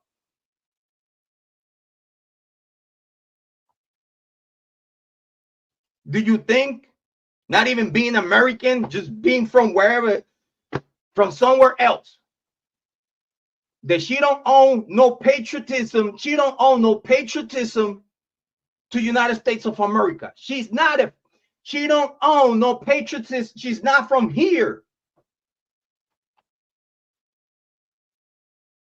She's not gonna honor patriots. Oh shit, I become the richest. I become rich and famous, and I keep my kid, save my kids' life, and you're just gonna smoke my man, and I just gotta shut the fuck up and live rich. All right, cool.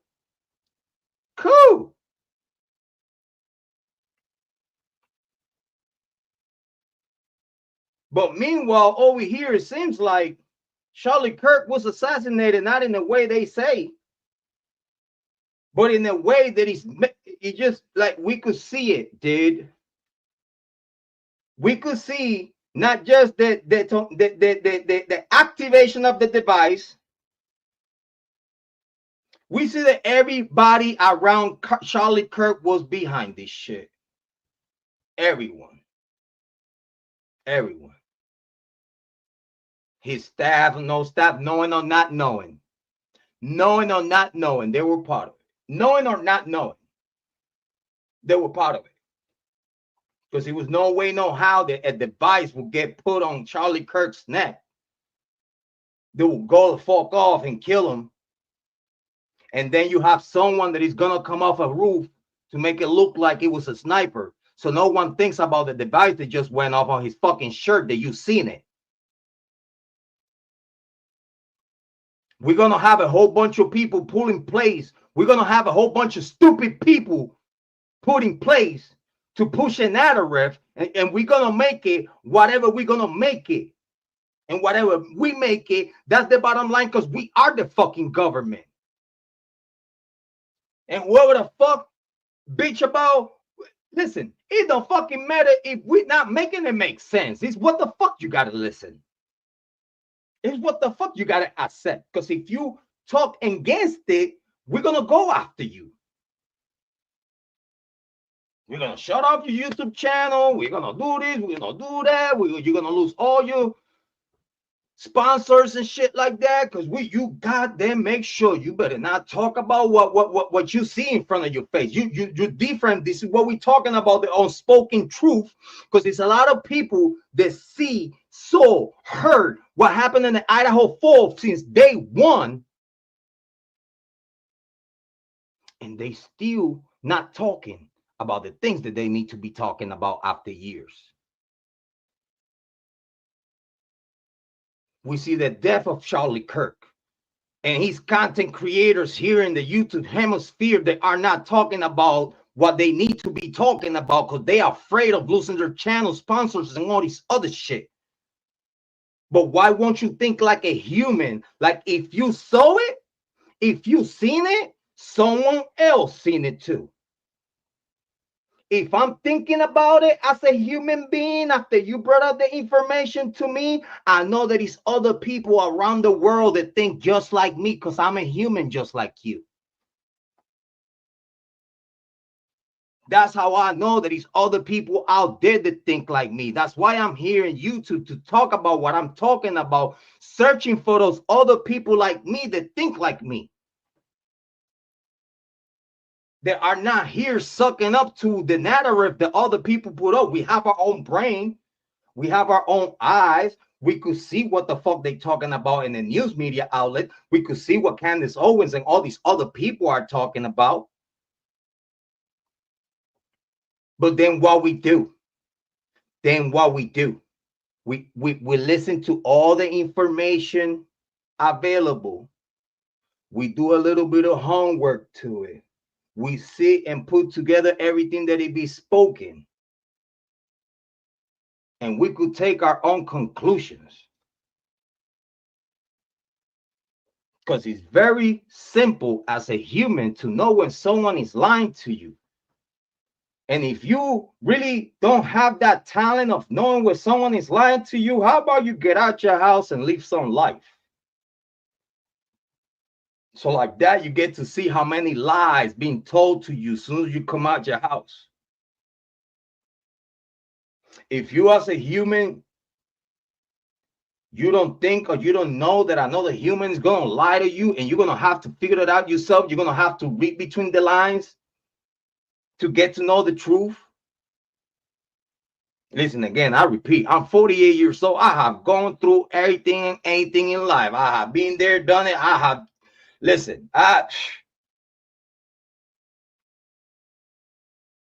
I'm thanking God the opportunity that I have to be in the position to survive in life, for me to know what reality is all about. And you know what? The unspoken truth is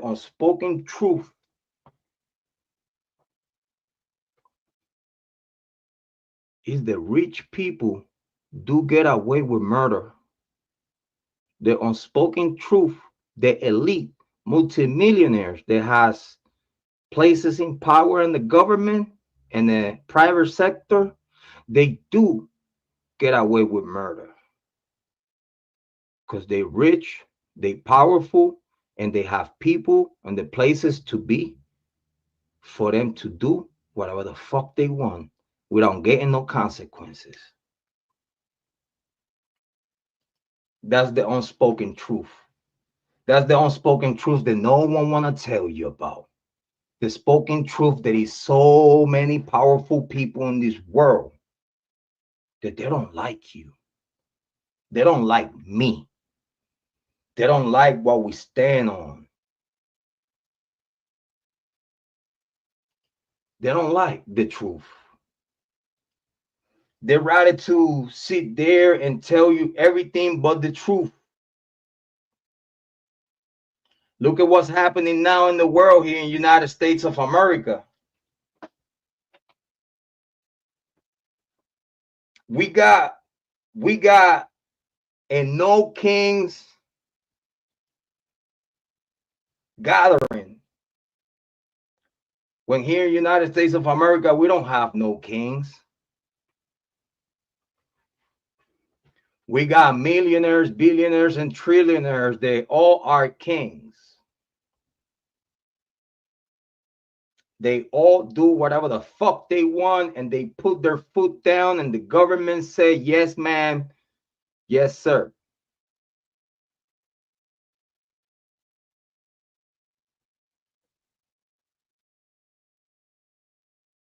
The whole illusion about Donald Trump being in power, that's all what it is. It's all an illusion. Because me and you know that if a president really want to fix the problems, not even the court could stop him. Not even the court could stop a presidential executive order. I don't know who the fuck been told you United States history and all these other shit. But in case y'all don't know, a president of the United States of America, it don't matter who the fuck it is, they have king power.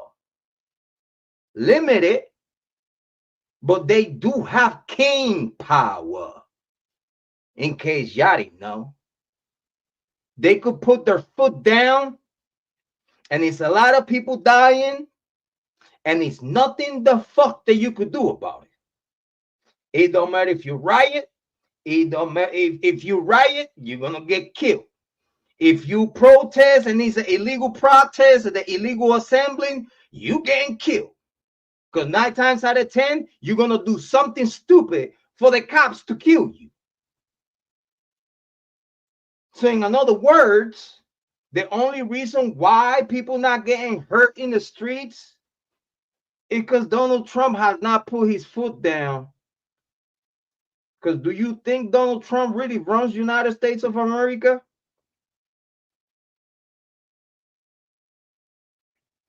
If Donald Trump was the real person running the United States of America, do you think that Charlie Kirk would be dead today? Now you answer that. Now you answer yourself that question.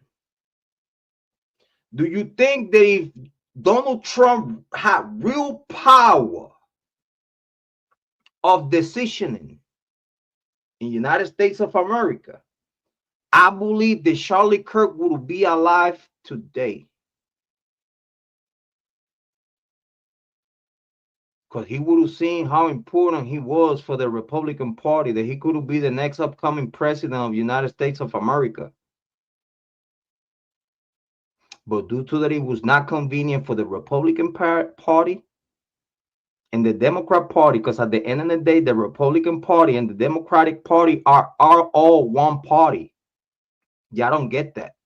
Y'all don't get that we get to vote, but we're not voting for no one. We just exercising a fantasy.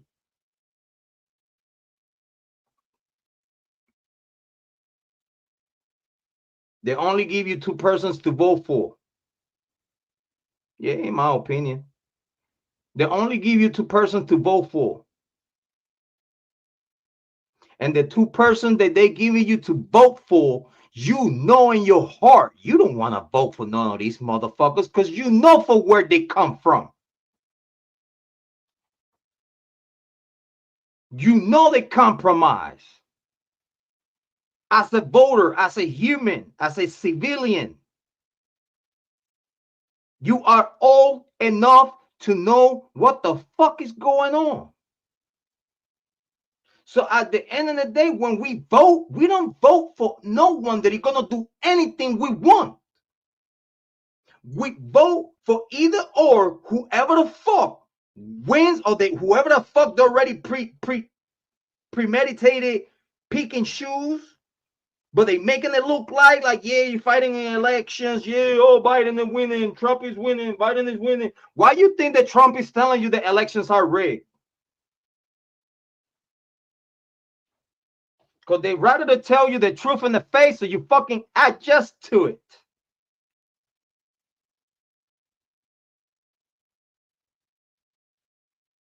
When we vote, we don't pick who wins in shoes. They pick who wins in shoes. We don't win. They win all the fucking time. We vote, they pick whoever they want. I repeat, we vote, they pick whoever the fuck they want.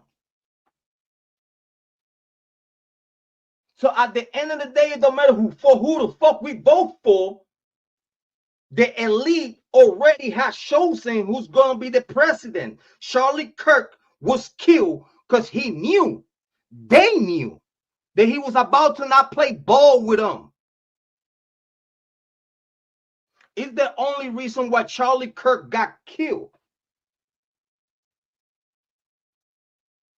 Because they knew Charlie Kirk was not about to play ball with the Republican Party, which at the end of the day, the Republican Party is playing ball with the Democrat Party in the same fucking bed.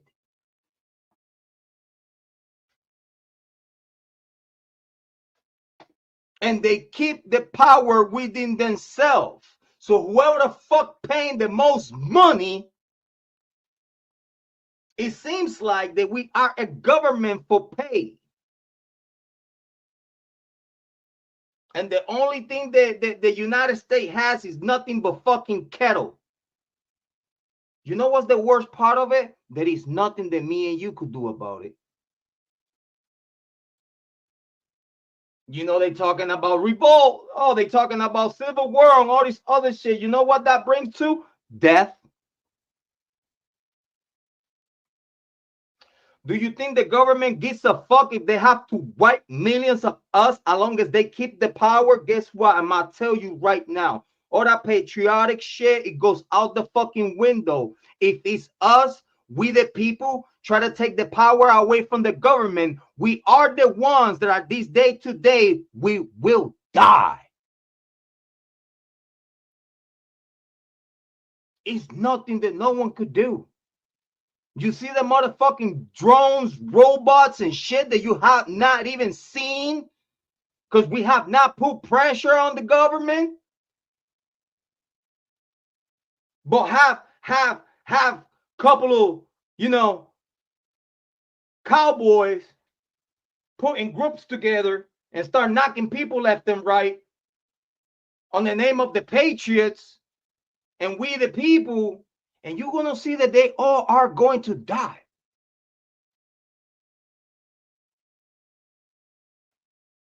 It's nothing that me and you could do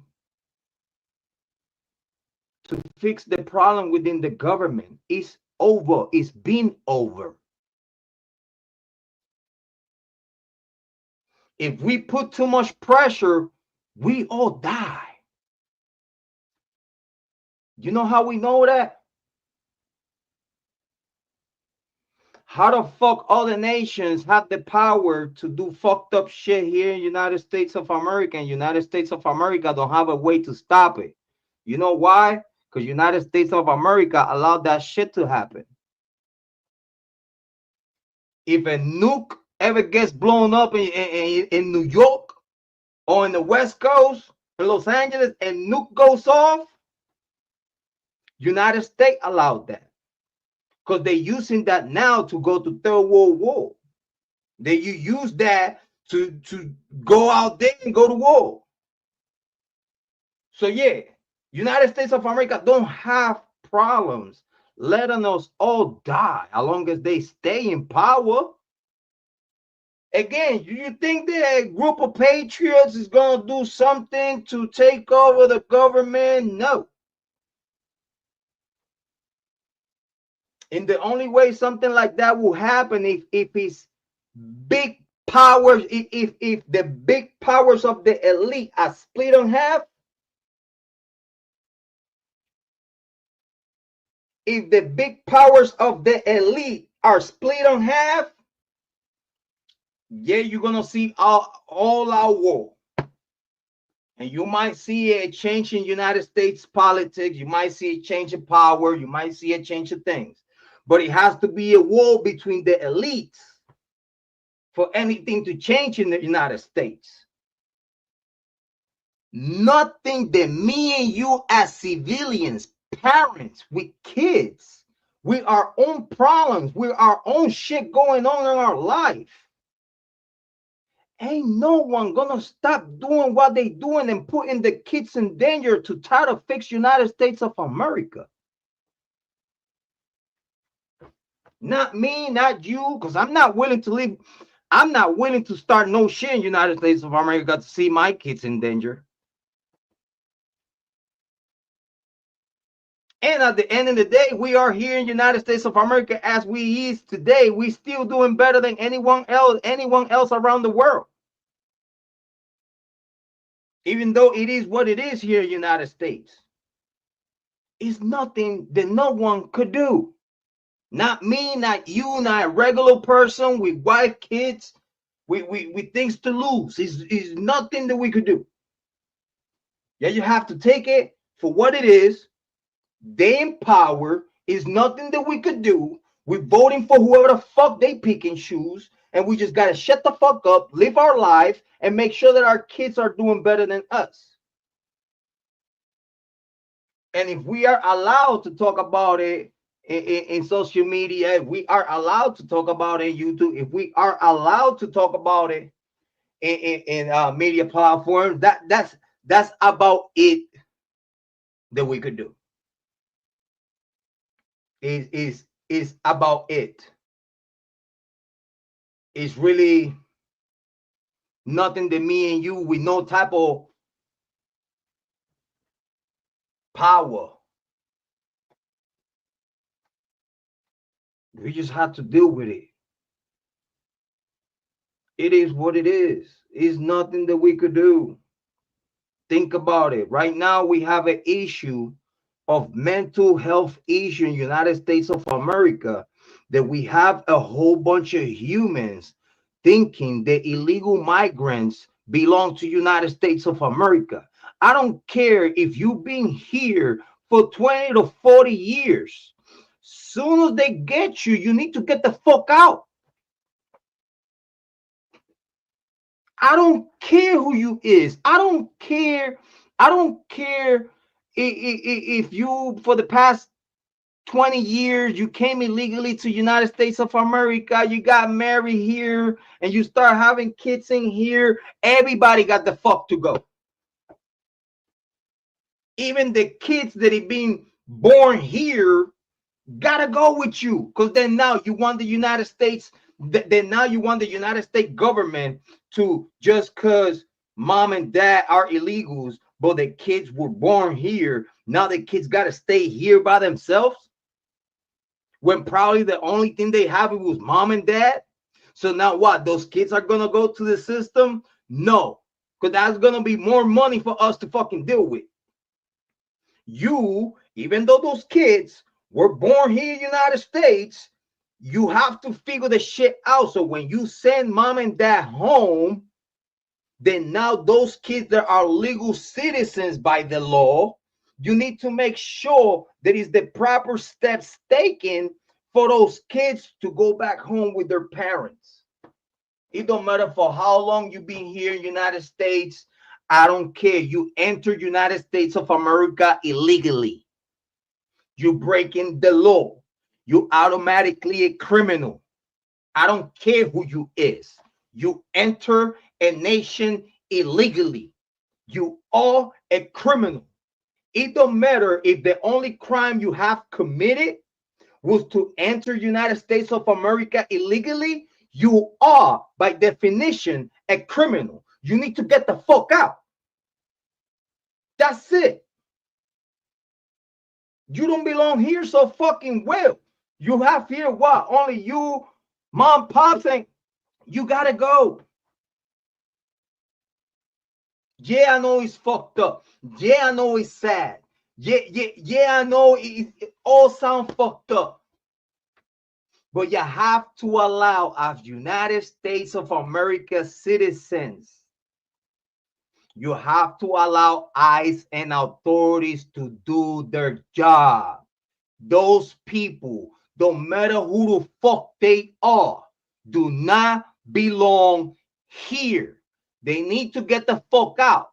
That's coming out of a Puerto Rican, Caribeño, Latino that is a United States citizen in America, living and residing in America. You enter America illegally, it don't matter if you've been here for 40 fucking years. Soon as I put hands on you, you gotta get the fuck out.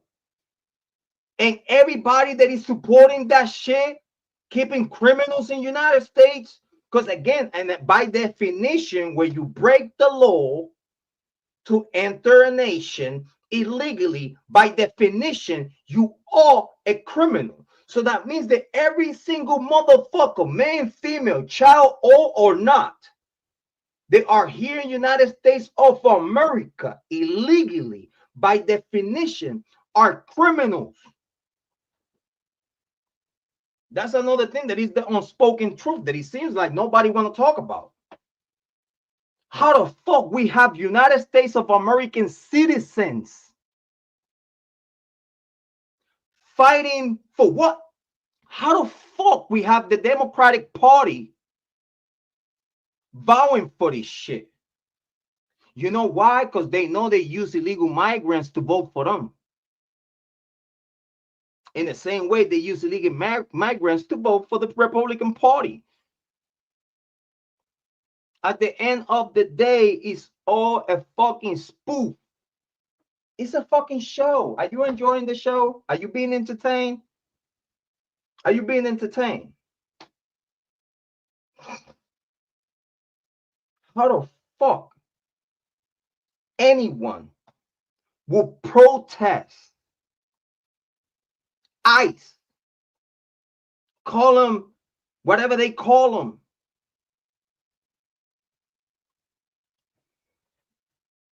try to act like law enforcement, local law enforcement can't even be on ICE sides because they're, oh, shame on you. Shame on what? They fucking protecting the legal citizens in the United States of America, because everywhere that is an illegal migrant, it's an illegal railroad that is being built. That it gets criminality, that it gives criminals an avenue to play with. Because when we have illegals in the United States of America, due to those illegals can go to authorities to ask for the rights if someone commit crime against them, because then now if you report the crime, now then now you've been sending back home. That's why a lot of people defend migrants to be here, because it's a lot of migrant children that are going through prostitution, and it's civilians, United States civilians, that are running those chop shops, having migrant young girls selling their bodies for them.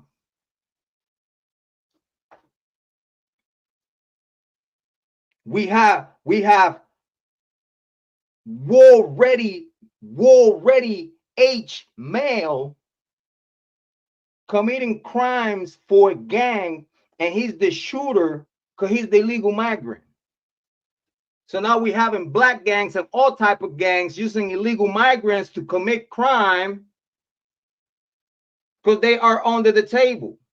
They're not even registered, but due to that they are illegal migrants, the gangs use illegal migrants to commit the majority of the crimes that are going on around.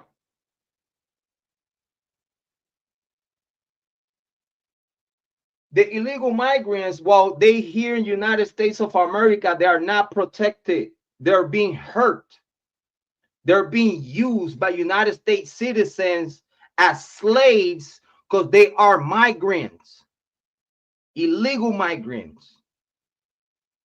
And it's the same migrants that they get used as slaves, sex slave, work slave by citizens of the United States of America that are fighting for those illegal migrants to stay in the United States. In the same way the Democratic Party back in the Civil War, they fought. They were the real states of the South. They fought to keep their slaves. That was the Democratic Party back in the days. The Democratic Party by the Civil War, they declared freedom. When slaves were free, people forget that the Democratic Party was the states of the South wanted to keep their slaves. This is why they fighting the illegal migrants. They fighting to protect illegal migrants because that's the modern day slaves. It's the only reason why the Democratic Party is fighting for the rights of illegal migrants, because that's the modern day slaves that they are fighting for, that they are willing to start another civil war. That's why you see the mayor of Chicago talking about, well, people get mistake the Civil War. People want to redo of the Civil War because guess what? Y'all lost in the Civil War. Because you know you bicker because you lost. You're a black man that want to have black slaves. But now you're a black man that want to have Latino slaves, migrant slaves, while you black. Is you serious? Can't get no racist than that. Having the Democratic Party, which it was the slave masters back in the days, is the same people fighting and wanted to start another civil war to defend their slaves. Because that's what illegal migrants are for the Democratic Party and the left. They are the slaves. So if you want to use the narrative of Trump is trying to free the slave and send the slave back to where they belong so they be free, you could use as an analogy that that's what Trump is trying to do. He's trying to free the slaves from the Democratic Party, get them the fuck out of here so they be free. So they don't be used on crime no more for the Democratic Party. That's all what it is. So big shout out to everyone that was watching. It's Jrod on point. I think we're gonna keep it here. Big shout out to Amy Conway.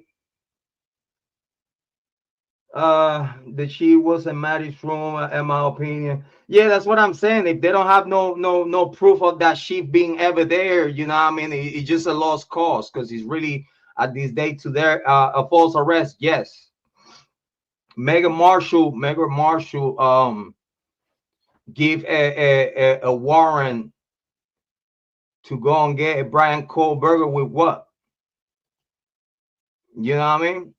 So-called match after the arrest, not before. Yeah, that's what I'm trying to tell you. Like what they did to get to, you know what I'm saying, to get to those conclusions, those opinions that they, you know what I mean? Anyway, what they brought to Megan Marshall, due to that, we know for a fact they didn't have no IgG work. They didn't have no DNA from Bryan Kohberger. They can't prove that they have a sheath.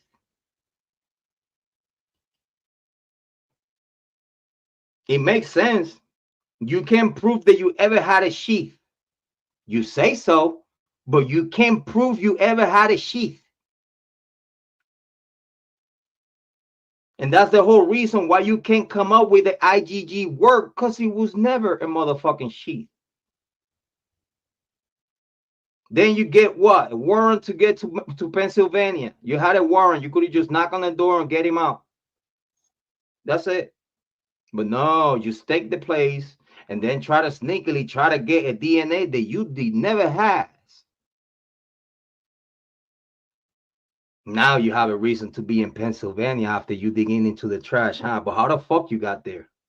That's what no one want to talk about.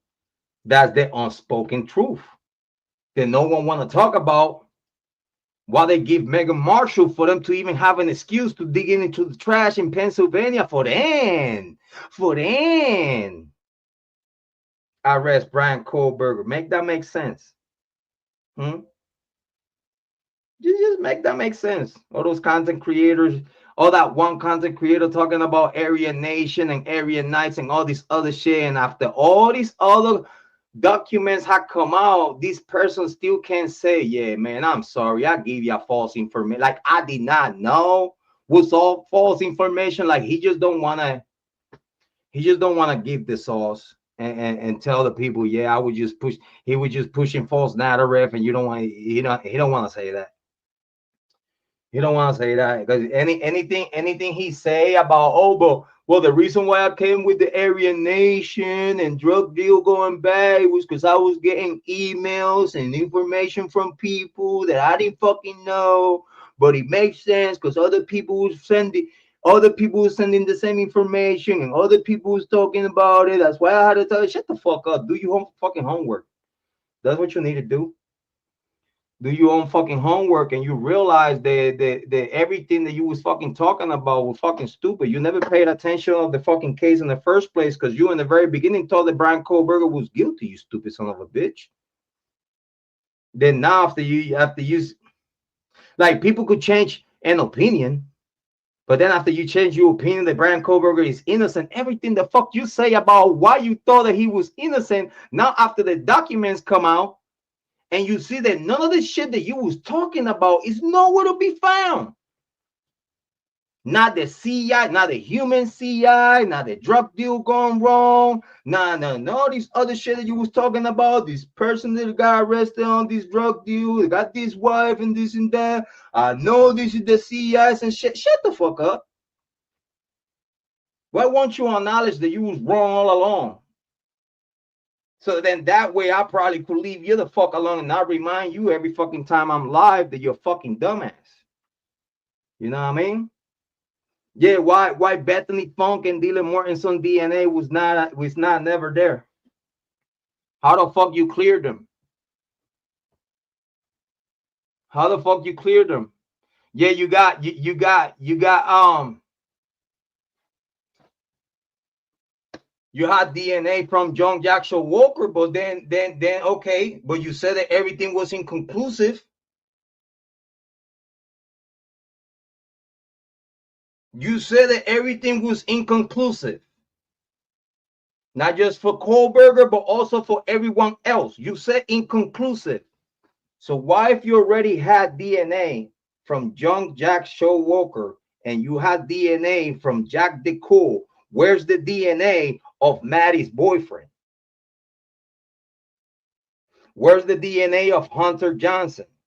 Where's the DNA of Macy and Hunter, Ethan's brothers and sisters?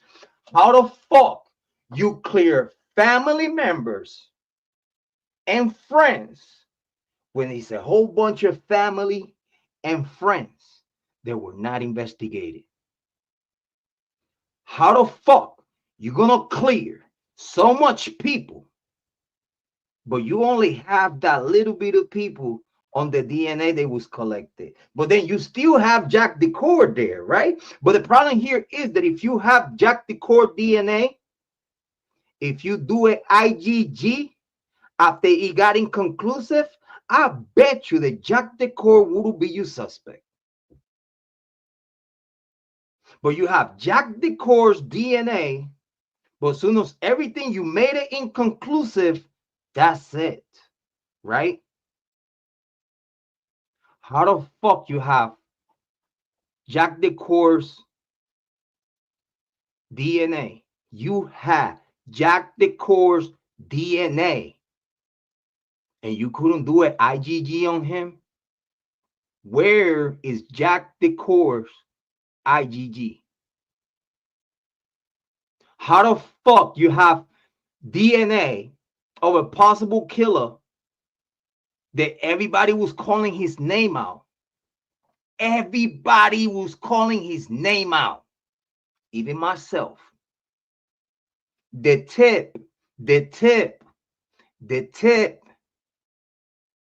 I give Moscow PD had Jack DeCour frontlining. So then now you prove to me that I was right all along about Moscow PD, and the reason why I had to call Moscow PD to let you know who I believe the killers was, right? And the reasons why I believe that, right? So then now Moscow PD is going to prove me right once again, because I give you a tip that isn't recording with my first and last name and my information, my whole information. It was not a secret tip. It was a tip with a first and last name and an address to it. And you just proved to me that the person that I told you that he was one of the participants of the killing, you had DNA of the same person that I told you could be one of the killers back then. 2 weeks after the killing. I told you Jack DeCour's name and many other names. But you said that you clear all the tips. How the fuck you have a tip from a Jrod on point, first and last name, address, everything, phone number, and everything at all? I give you the Jack Decor's name. I give you many other names. But then now we find out that you have Jack Decor's DNA, but you didn't do an IgG on him.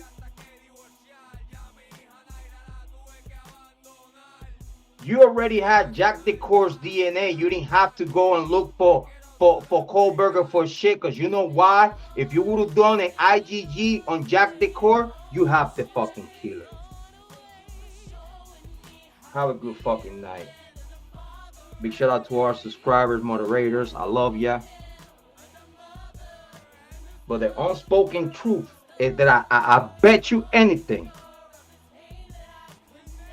that if they would have done an IgG on Jack Decor's DNA, they'll have the killer. They wouldn't have to go and look for no Bryan Kohberger and start none of this other bullshit. They had DNA of someone that it was given to them on an official tip with a first and last name. Moscow PD did not investigate it like I told ya years ago. And now it got confirmed what I was telling ya years ago, that they did not investigate Jack Decor, because if they did investigate Jack Decor, an IgG would have got done about Jack Decor DNA. They might would have found the killer if they would have done an IgG on Jack Decor. But no, let's ignore that, because we have a better story to tell. As always, believe in yourself, because I believe in you. If I did it, you could do it too. I ain't nothing special.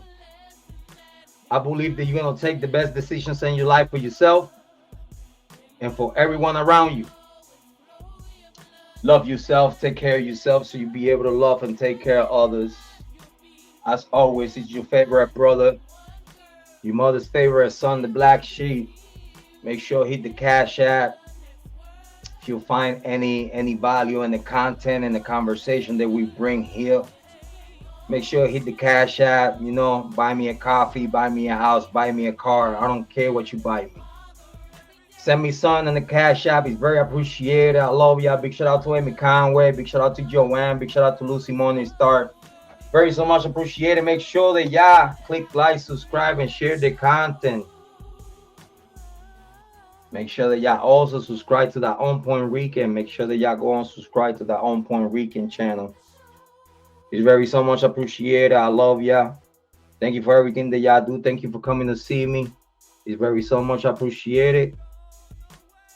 And as always, I'm gonna leave you with your favorite song, my favorite song. You So Sexy. Everybody have a good night. Very so much appreciated. Here we are. I mean, we good.